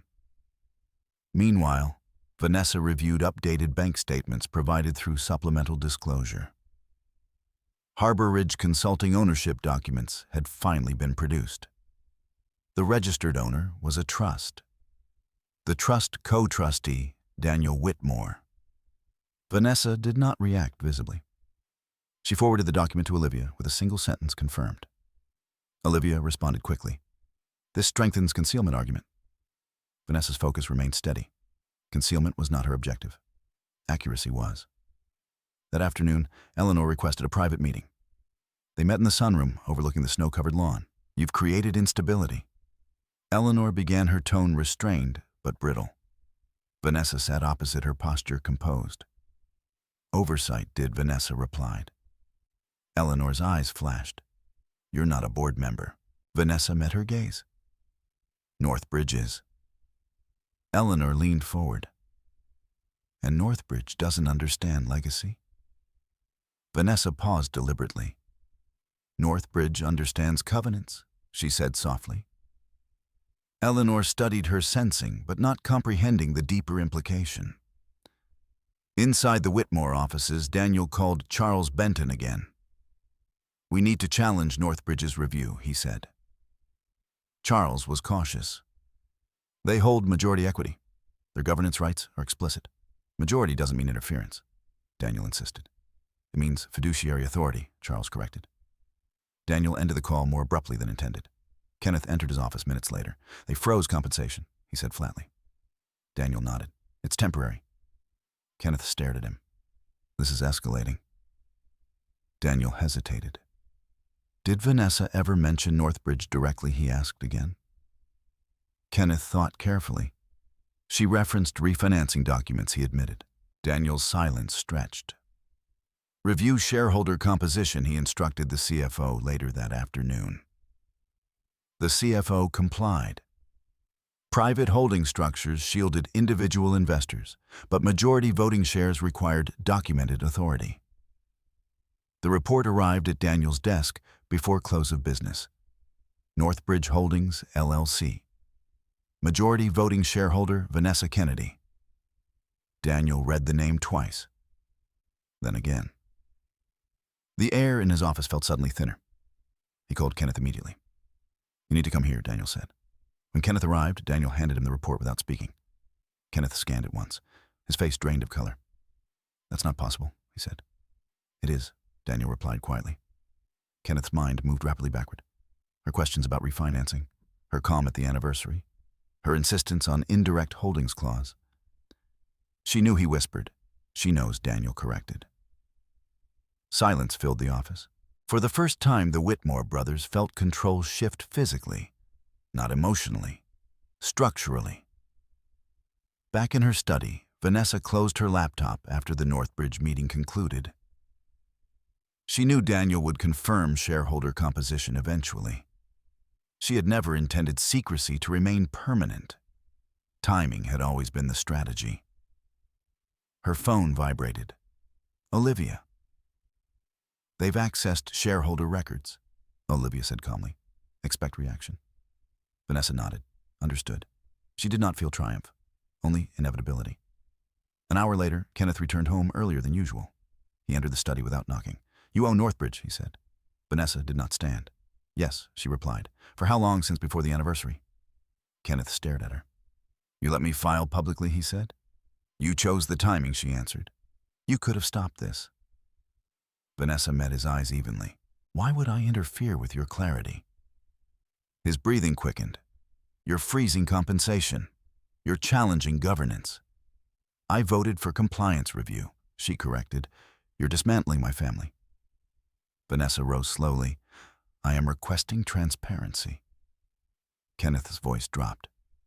"You planned this." "No," she said quietly. "You underestimated me." The statement was not cruel. It was factual. Kenneth turned away, pacing once across the room. "What do you want?" he demanded. "Accuracy," she replied. "And then resolution." He looked at her as if seeing her for the first time, not as an outsider, not as an accessory, but as a controlling shareholder. Downstairs, Eleanor waited anxiously. Daniel sat in his office staring at a name he had dismissed as irrelevant. The company was not bleeding publicly. Operations continued, trucks moved, warehouses opened at dawn. But governance had shifted, and control once assumed permanent now required negotiation. Vanessa returned to her desk after Kenneth left the room. She opened her journal. They have finally looked. She closed it gently. Power had not been seized. It had been documented. And documentation once recognized cannot be laughed away beneath chandeliers. The revelation did not arrive with shouting. It arrived with silence. Daniel Whitmore had spent the better part of the night reviewing shareholder documentation, refinancing agreements, and Northbridge governance minutes. Every file confirmed the same fact: Vanessa Kennedy legally held majority voting interest in Northbridge Holdings, and Northbridge Holdings legally controlled Whitmore Industrial Logistics. The architecture was airtight. By morning, exhaustion had sharpened Daniel's features. He called an emergency meeting at headquarters, just Richard, Kenneth, and himself. Richard listened without interrupting as Daniel explained. She acquired her stake independently, Daniel said carefully. 3 months ago. Richard's expression did not change immediately. He had built the company from one warehouse and a single truck. Control had always meant presence, authority, voice in the room. Now control was paperwork. She did this deliberately, Richard asked. Kenneth spoke before Daniel could answer. She invested. She didn't know at first. Daniel glanced at him. At first, Richard repeated. Kenneth hesitated. She knows now. The silence that followed was not loud. It was heavy. Richard stood slowly and walked to the window overlooking the freight yard. Trucks moved as they always had, precise, scheduled, indifferent to ownership layers. Majority control, Richard said quietly. And she said nothing. Daniel's jaw tightened. She exercised governance rights, he added. Compensation freeze was board approved. Richard turned back toward them. And the divorce, Kenneth swallowed. She hasn't contested publicly. Richard's eyes narrowed slightly. She didn't need to. Across town, Vanessa sat in Olivia Mercer's office reviewing updated compliance correspondence from Northbridge. The Compliance Committee had requested formal written justification from Whitmore executives regarding Harbor Ridge consulting payments and executive bonus timing during liquidity strain. Olivia closed the folder. They're cornered structurally, she said. Vanessa nodded. I don't want collapse, she replied. Then we frame oversight as stabilization. Vanessa considered the phrasing. Stabilization. That felt accurate. She had never sought destruction, only equilibrium. Later that afternoon, Kenneth requested a private meeting. They sat across from each other in the living room of the Whitmore estate, the same room where he had once presented the postnuptial draft. He looked tired now. You could have told me, he said. Vanessa met his gaze. You could have told me about refinancing. Kenneth's shoulders tightened. That was business. So is this, she replied softly. He ran a hand through his hair. You voted to freeze my compensation. I voted for compliance review, she corrected. You're humiliating us. Vanessa tilted her head slightly. I didn't file for divorce publicly. The reminder hung between them. Kenneth looked away first. Daniel says you're within your rights, he admitted. I am, she said. And what do you intend to do with those rights? Vanessa did not answer immediately. She chose her words carefully. I intend to ensure the company remains solvent, transparent, and legally compliant. That sounds like a board statement, he said bitterly. It is. He exhaled sharply. You're not acting like a wife. Vanessa's voice remained calm. You stopped acting like a partner. The truth landed without volume. Kenneth did not argue. Meanwhile, at headquarters, Daniel drafted a formal response to Northbridge compliance. He attempted neutral language. Executive retention incentives were necessary during refinancing to maintain operational continuity. He avoided mention of Harbor Ridge ownership structure. Northbridge responded within hours, requesting specific disclosure of beneficial ownership. Daniel understood the implication. They knew. What unsettled him more was that Vanessa had not contacted him directly. She had not threatened. She had not leveraged emotionally. She had simply allowed process to function. That absence of aggression was destabilizing. That evening, Eleanor confronted Vanessa in the foyer. "You've positioned yourself above us," she said. Vanessa shook her head gently. "I positioned myself independently." "You married into this family," Eleanor insisted. "And invested separately," Vanessa replied. Eleanor's composure faltered. "You're dismantling legacy. Legacy is preserved through integrity," Vanessa said quietly. Eleanor had no response for that. The following morning, Northbridge scheduled an emergency board review specific to Whitmore Industrial Logistics. Vanessa attended remotely. The managing director spoke plainly. "Ownership shift has triggered governance responsibility. Our objective is stability." Vanessa listened.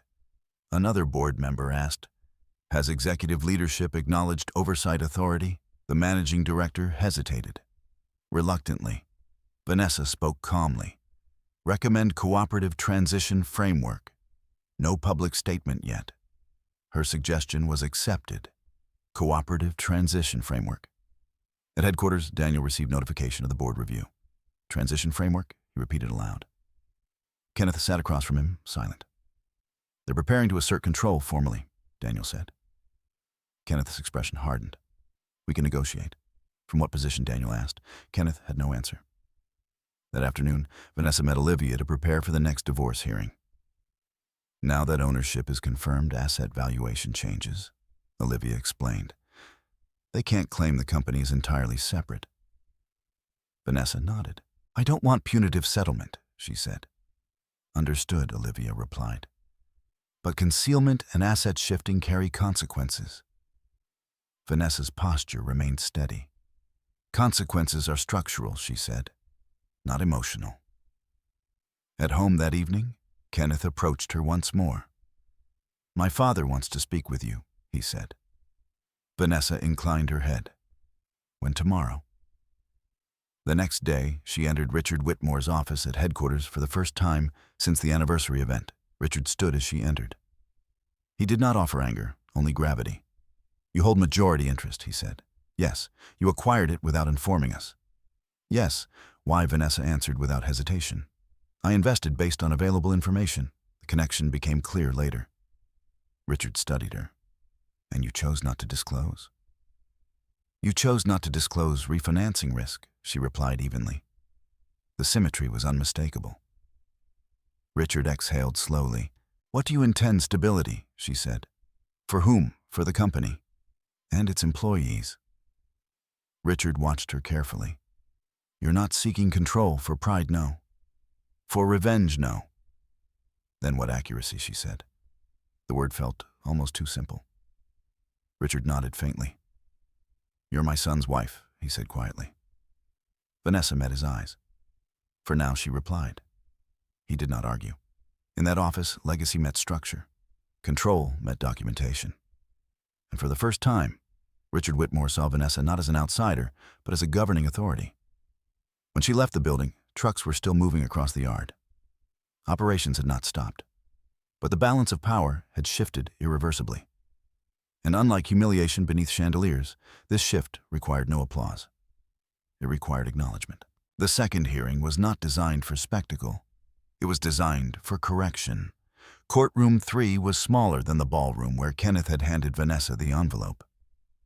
There were no chandeliers here, only fluorescent lights and wooden benches polished by years of quiet proceedings. Vanessa arrived early with Olivia Mercer. She wore a gray suit, understated, composed.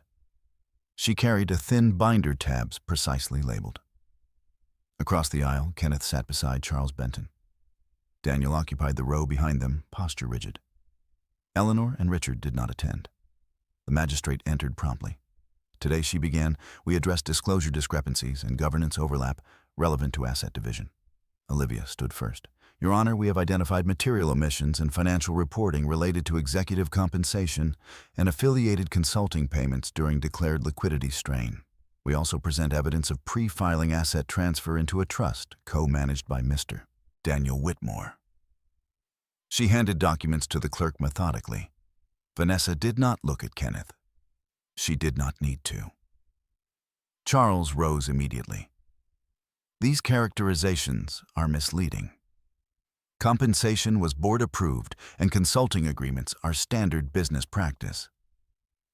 Olivia's tone remained level. Then disclosure should reflect complete ownership and beneficiary information. Harbor Ridge Consulting is co-managed by Mr. Daniel Whitmore. The courtroom remained silent. Daniel's jaw tightened, but he did not speak. The magistrate reviewed the documents briefly. Mr. Benton, she said, why was beneficial ownership redacted in initial disclosures? Charles hesitated. It was not material to marital asset division. It becomes material, the magistrate replied, when executive funds are redirected into trusts preceding divorce filing. Kenneth shifted in his seat. Vanessa remained still. Olivia then introduced the audio file. With the court's permission, she said, we submit a recording obtained in compliance with state consent laws. The magistrate nodded. The audio played through the courtroom speakers. Daniel's voice was unmistakable. She won't get a cent. Kenneth's followed, after the anniversary event. The recording did not shout. It did not dramatize. It simply preserved intent. When playback ended, silence lingered longer than protocol required. Charles stood slowly. This conversation reflects frustration, not concealment. Olivia did not argue tone. She focused on sequence. Timing aligns with trust transfer and public divorce filing. We request full forensic accounting review. The magistrate nodded thoughtfully. Request granted. Kenneth's shoulders stiffened. Daniel's gaze fixed on the table in front of him. Vanessa felt no surge of triumph, only inevitability. When the hearing adjourned, Kenneth approached her outside the courtroom. You recorded me, he said quietly. Yes, she replied. You planned this. No, she answered. You confirmed it. He looked at her as if searching for anger. There was none. Do you want to destroy us? He asked. Vanessa met his eyes steadily. No. Then why? Because you tried to erase me. He had no response. Meanwhile, at Whitmore headquarters, news of the forensic accounting order spread quickly among executive staff. Whispers traveled faster than formal memos. The CFO approached Daniel cautiously. Northbridge Compliance is requesting copies of the court's discovery order, he said. Daniel closed his eyes briefly. They're coordinating, he murmured. For the first time, he understood that divorce litigation and corporate governance were intersecting through a single source. Vanessa. Back at Olivia's office, documents were being organized for the forensic review. From this point forward, Olivia said calmly, they cannot argue ignorance. Intent has been documented. Vanessa nodded. I don't want criminal implications, she said. Fraud thresholds are high, Olivia replied, but concealment affects settlement leverage. Vanessa closed her binder. I prefer resolution without spectacle. Olivia studied her. You could demand removal of Kenneth and Daniel from executive positions through Northbridge governance. Vanessa considered that. Yes, she said, but I'd rather let compliance dictate necessity. Olivia gave a faint nod. Quiet strength was rarely theatrical. That evening, Kenneth returned home later than usual. He stood in the doorway of the study. You blindsided us, he said. Vanessa did not look up immediately. You blindsided me publicly, she replied. That was different. How Kenneth opened his mouth to answer, then closed it. It was controlled, he said finally. Vanessa lifted her eyes. So is this. The statement landed without hostility, only clarity. Kenneth stepped inside. Daniel is furious, I imagine, she said. You could have warned us about Northbridge. You could have disclosed restructuring risk. He exhaled sharply. You think this makes you powerful? Vanessa considered the question. It makes me responsible. He stared at her, unsettled. Downstairs, Eleanor sat in the dim living room, staring at the darkened windows. Richard stood beside her, silent. She recorded them, Eleanor said quietly. Richard nodded once. She documented. Eleanor's voice trembled slightly. She's dismantling everything. Richard shook his head. No, he said. She's correcting it. The admission surprised even him. The following morning, Northbridge issued a formal notice to Whitmore Industrial Logistics pending forensic accounting review. Executive compensation adjustments are suspended. Governance Oversight Committee will assess compliance adherence. Daniel read the notice slowly.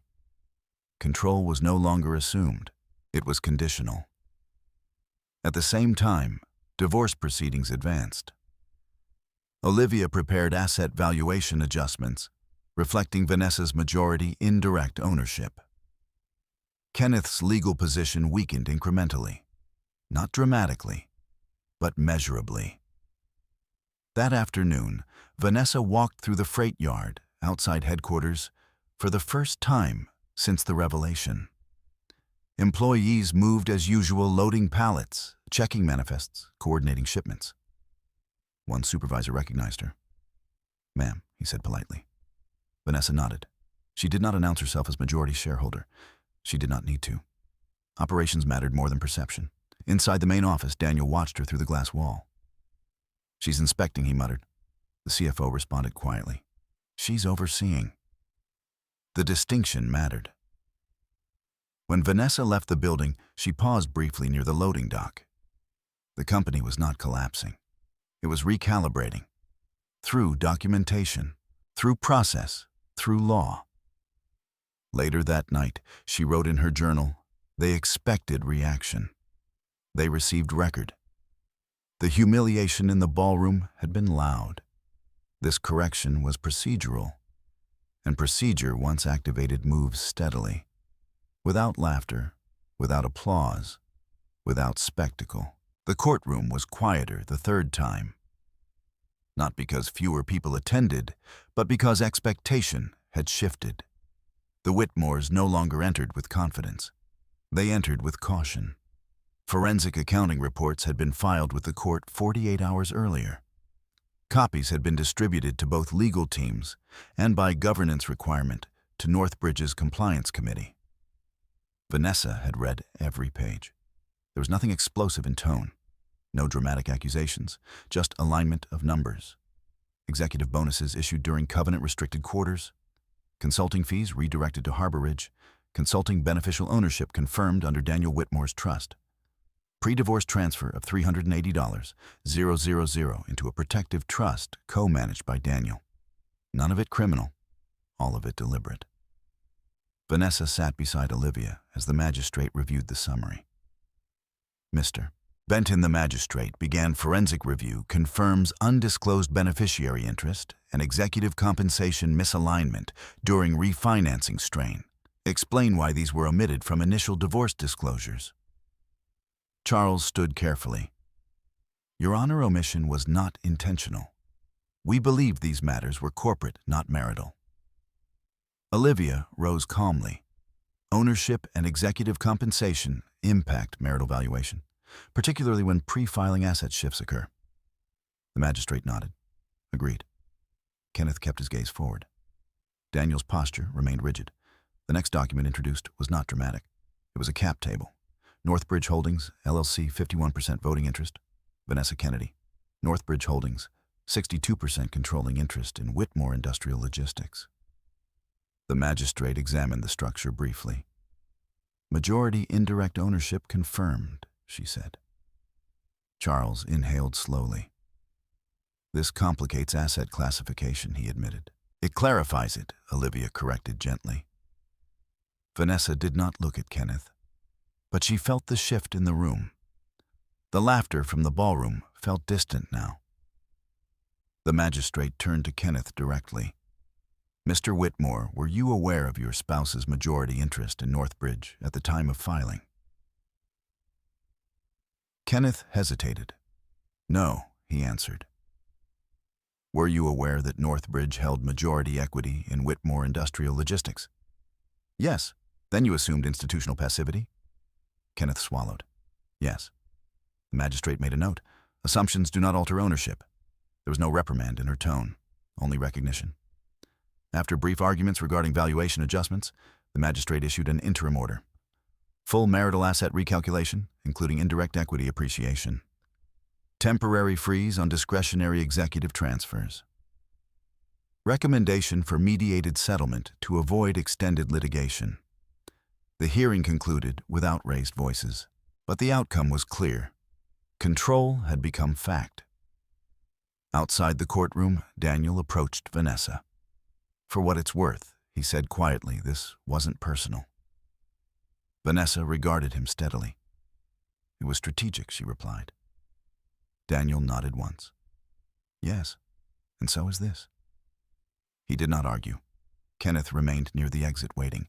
When Vanessa stepped into the hallway, he spoke. "You could force removal," he said. "Yes." "You could demand liquidation." "Yes." He studied her face. "Will you?" Vanessa considered the question carefully. "No," she answered.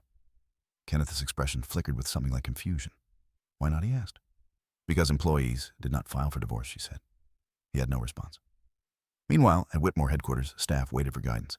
Rumors had already begun circulating board oversight compensation review legal complications. Richard Whitmore called an internal meeting. He stood at the front of the main conference room, hands resting on the table. "Operations continue," he said firmly. "Payroll remains secure. Governance adjustments are procedural." The employees listened quietly. They cared about stability, not pride. After the meeting, Richard remained behind with Daniel. "You miscalculated," Richard said evenly. Daniel did not deny it. "I believed institutional capital would remain passive," he said. Richard nodded slowly. "And you believed Vanessa would remain uninformed." Daniel said nothing. Across town, Olivia and Vanessa reviewed the interim order. "Settlement pressure increases now," Olivia said. "They'll want resolution before Northbridge asserts formal operational changes." Vanessa folded her hands. "I don't want escalation." "You don't need it," Olivia replied. "Leverage exists already."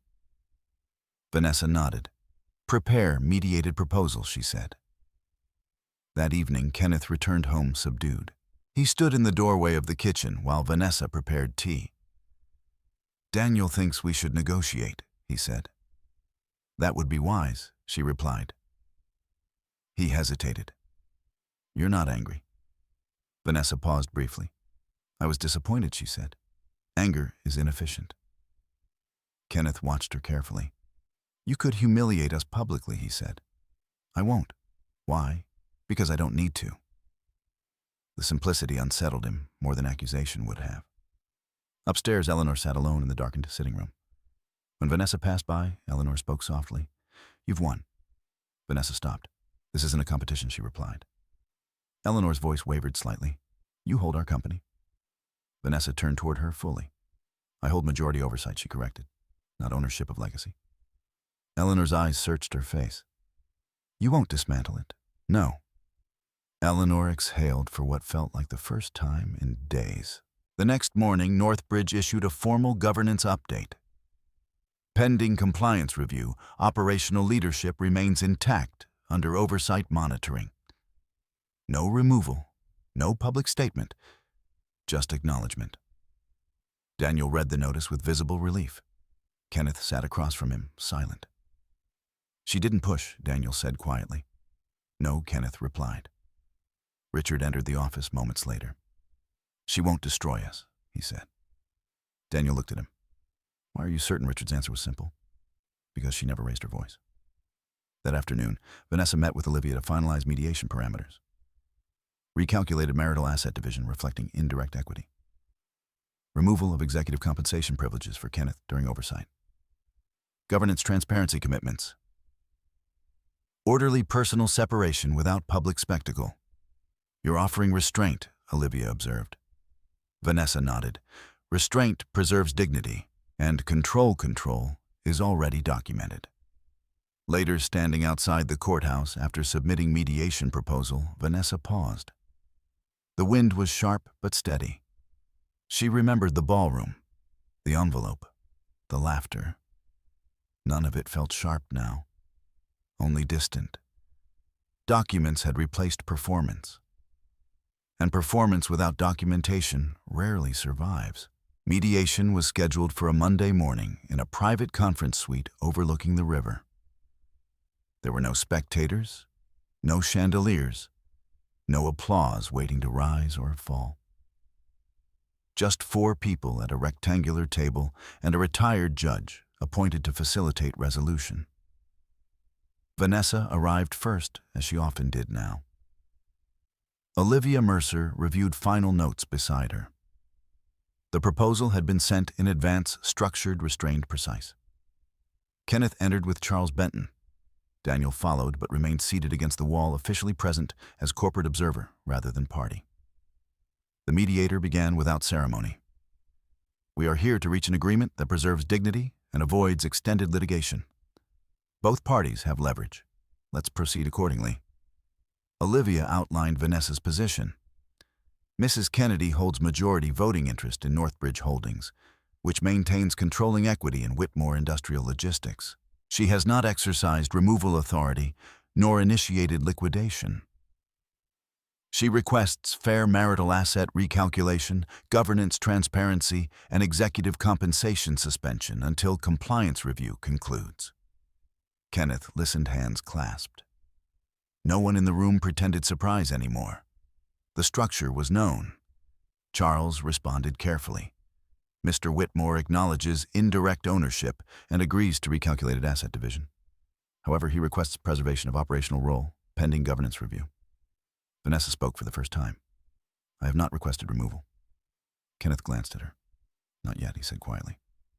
Vanessa met his gaze. "I won't." The mediator leaned forward. "Mrs. Kennedy, clarify."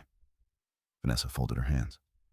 "I have no intention of dismantling the company or publicly challenging its leadership. My interest is structural integrity and lawful resolution." Daniel shifted slightly in his chair. The mediator nodded. "Then let's address financial division." The recalculated valuation placed Vanessa's marital share higher than Kenneth had anticipated weeks earlier. Not dramatically punitive, but accurate. Kenneth reviewed the figures in silence.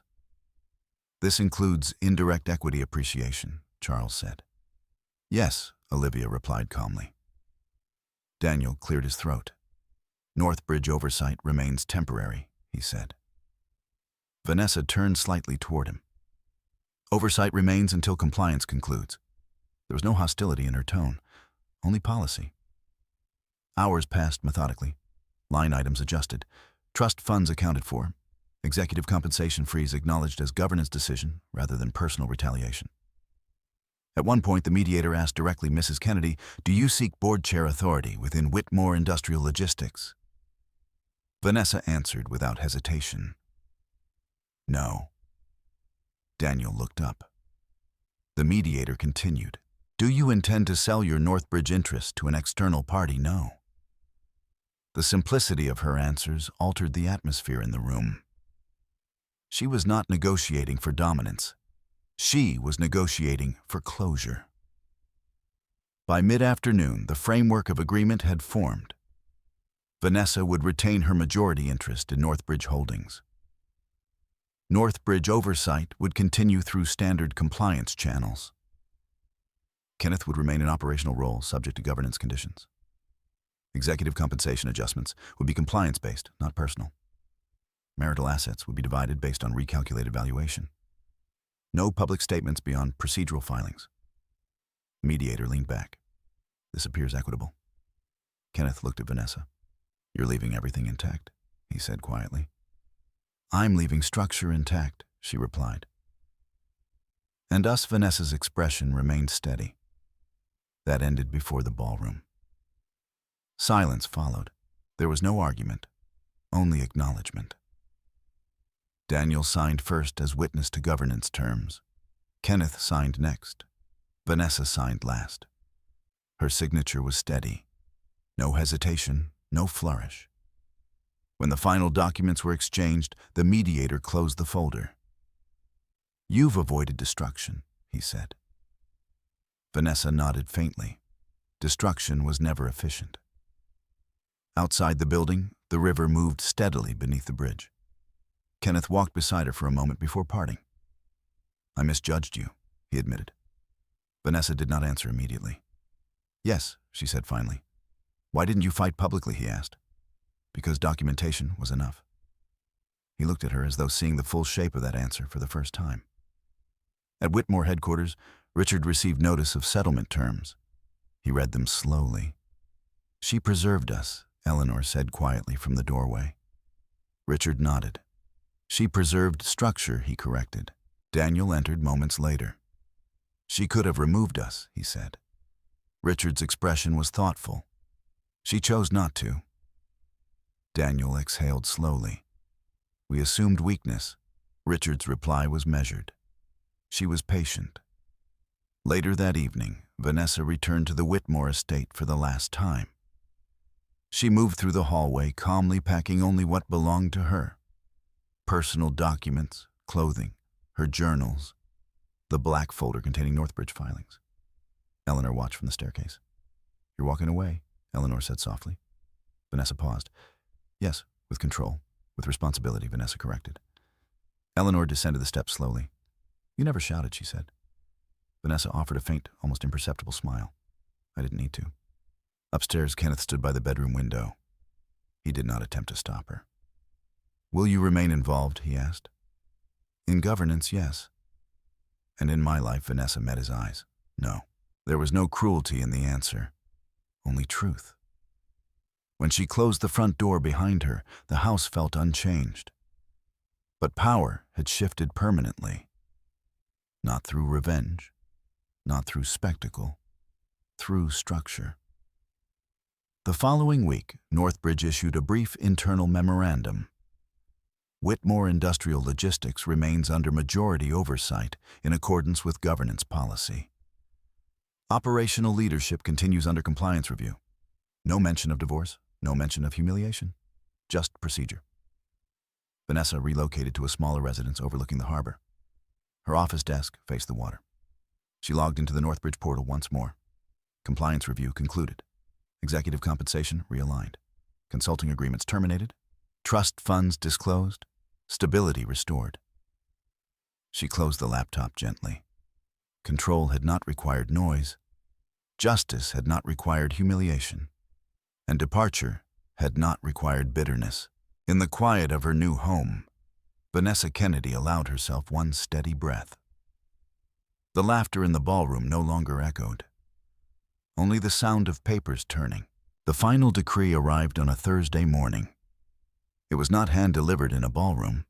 It was not accompanied by an audience. It came by certified mail to Vanessa's new address overlooking the harbor, an envelope marked with the court's seal, precise and unadorned. She signed for it herself. Inside were 27 pages of structured language. Dissolution of marriage between Vanessa Kennedy and Kenneth Whitmore. Equitable division of marital assets, reflecting recalculated valuation. Recognition of Vanessa Kennedy's majority voting interest in Northbridge Holdings, LLC, as separate property acquired through independent capital. Acknowledgement of governance oversight remaining within corporate jurisdiction, not marital dispute. No punitive damages, no public commentary, just conclusion. Vanessa read every page, not because she doubted Olivia, but because she believed endings deserved attention. Outside her window, the tide was moving out, leaving the harbor temporarily shallow and exposed. Boats rested against lowered lines, waiting for return. There was something honest about that image. Exposure before restoration. She placed the decree flat on her desk and signed the final acknowledgement where indicated. No flourish, no tremor, just ink. At Whitmore Industrial Logistics headquarters, Kenneth received his copy later that afternoon. He read it alone in his office. There was no language condemning him, no statement of wrongdoing, only documentation of misalignment, correction, and settlement. Daniel entered without knocking. It's done, Kenneth said. Daniel nodded. Yes. They stood in silence for a moment. She could have removed us, Daniel said quietly. Kenneth leaned back in his chair. She chose not to. Daniel looked at him carefully. You misjudged her. Kenneth did not argue. Yes, he said. Across the building, Richard Whitmore reviewed the same decree with measured composure. Eleanor stood beside him. It's quiet, Eleanor murmured. Richard nodded. She kept it that way. There was no celebration in the office, no sense of defeat either, only recalibration. Executive compensation had been restructured under Northbridge oversight. Harbor Ridge Consulting had been dissolved. Trust funds disclosed transparently in financial statements. The company's trucks still moved at dawn. Payroll cleared. Contracts remained intact. Stability had returned not through defiance, but through compliance. In her harbor office, Vanessa logged into the Northbridge governance portal for what she understood would be the last time in an active oversight capacity. The compliance review was officially closed. Whitmore Industrial Logistics had met covenant ratios. Executive compensation aligned with performance metrics. Governance protocols reinforced. Northbridge's board recommended transition from enhanced oversight to standard monitoring. Vanessa considered the recommendation carefully. She had never intended permanent control. She voted in favor of transition.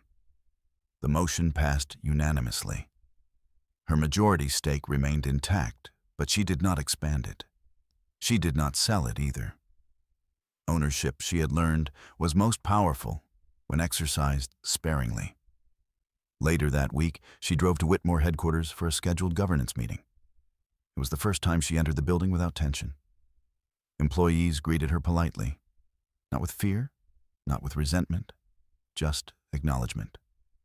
In the main conference room, Daniel presented updated quarterly projections. Kenneth spoke about operational efficiencies implemented under compliance review. Neither avoided her gaze. Neither challenged her presence. Vanessa listened. When discussion concluded, she offered a single comment.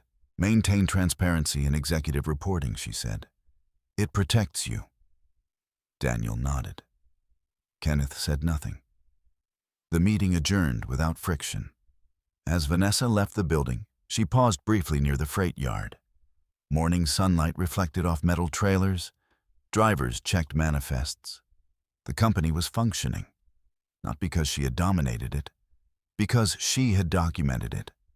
That evening, Kenneth called her. She considered ignoring the call, but she answered. "I received the decree," he said. "So did I." A pause. "I was wrong," he said finally. Vanessa did not respond immediately. About what, she asked calmly. About assuming you'd react emotionally. About assuming you didn't understand structure. She listened. And about thinking I could manage you the way we manage contracts. Vanessa exhaled softly. "You can't manage what you don't respect," she said. Kenneth's voice was quieter than she remembered. "I should have told you about refinancing." "Yes," she agreed. "I should have handled the divorce privately. Yes." Silence followed. "I won't ask for reconciliation," he said. Vanessa appreciated that. "Good," she replied gently. He hesitated. "You'll remain involved in governance," she said. "Not in your life." There was no bitterness in her tone, only clarity. Goodbye, Vanessa. Goodbye, Kenneth. She ended the call without lingering. Weeks passed. Public interest in the anniversary incident faded quickly. No scandal headlines surfaced. No shareholder revolt occurred, because there had been no explosion, only paperwork. Vanessa adjusted to the rhythm of her new home. Morning walks by the harbor, evenings reviewing investment portfolios unrelated to Whitmore. She expanded her consulting practice, quietly advising mid-sized companies on risk management and governance transparency. Her experience had not hardened her. It had refined her. One afternoon, Olivia visited her office. "It's rare," Olivia said, "to see leverage exercised without cruelty." Vanessa smiled faintly. "Cruelty is inefficient," she replied. Olivia laughed softly. "You could have taken more." "I took what was accurate. That was enough." At Whitmore headquarters, Daniel implemented stricter internal reporting protocols. Kenneth focused on operations rather than image. Richard stepped back gradually, allowing structured governance to replace assumption. Eleanor hosted fewer galas. Legacy had not disappeared. It had matured. One evening, standing alone by the harbor as the tide returned, Vanessa considered the ballroom, the envelope, the laughter. She did not replay it with anger. She replayed it as data, a moment revealing miscalculation. They had believed humiliation would displace her. They had believed ownership required volume. They had believed silence meant weakness. They had been wrong. Vanessa Kennedy did not reclaim dignity by shouting. She preserved it by recording, by reading, by signing, by leaving. When she turned from the water and walked back toward her home, there was no audience, no applause, no need. Power no longer needed announcement. It had already been filed. There are moments when injustice arrives loudly under chandeliers in front of witnesses wrapped in performance. And there are responses that arrive quietly. Vanessa Kennedy did not win by humiliating anyone in return. She did not dismantle a company built over decades. She did not shout across courtrooms or weaponize pain for spectacle. She read the documents. She preserved the evidence. She allowed procedure to function. Justice in her case was not dramatic. It was deliberate. Ownership is not always declared from a stage. Sometimes it exists in signatures filed months earlier. Sometimes strength is not visible in raised voices, but in steady hands, turning pages no one else thought to read.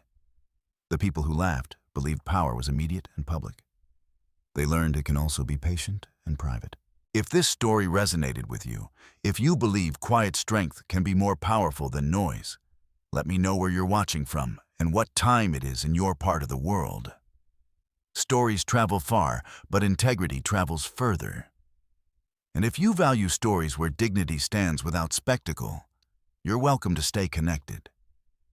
Some lessons unfold slowly. Some victories never need applause.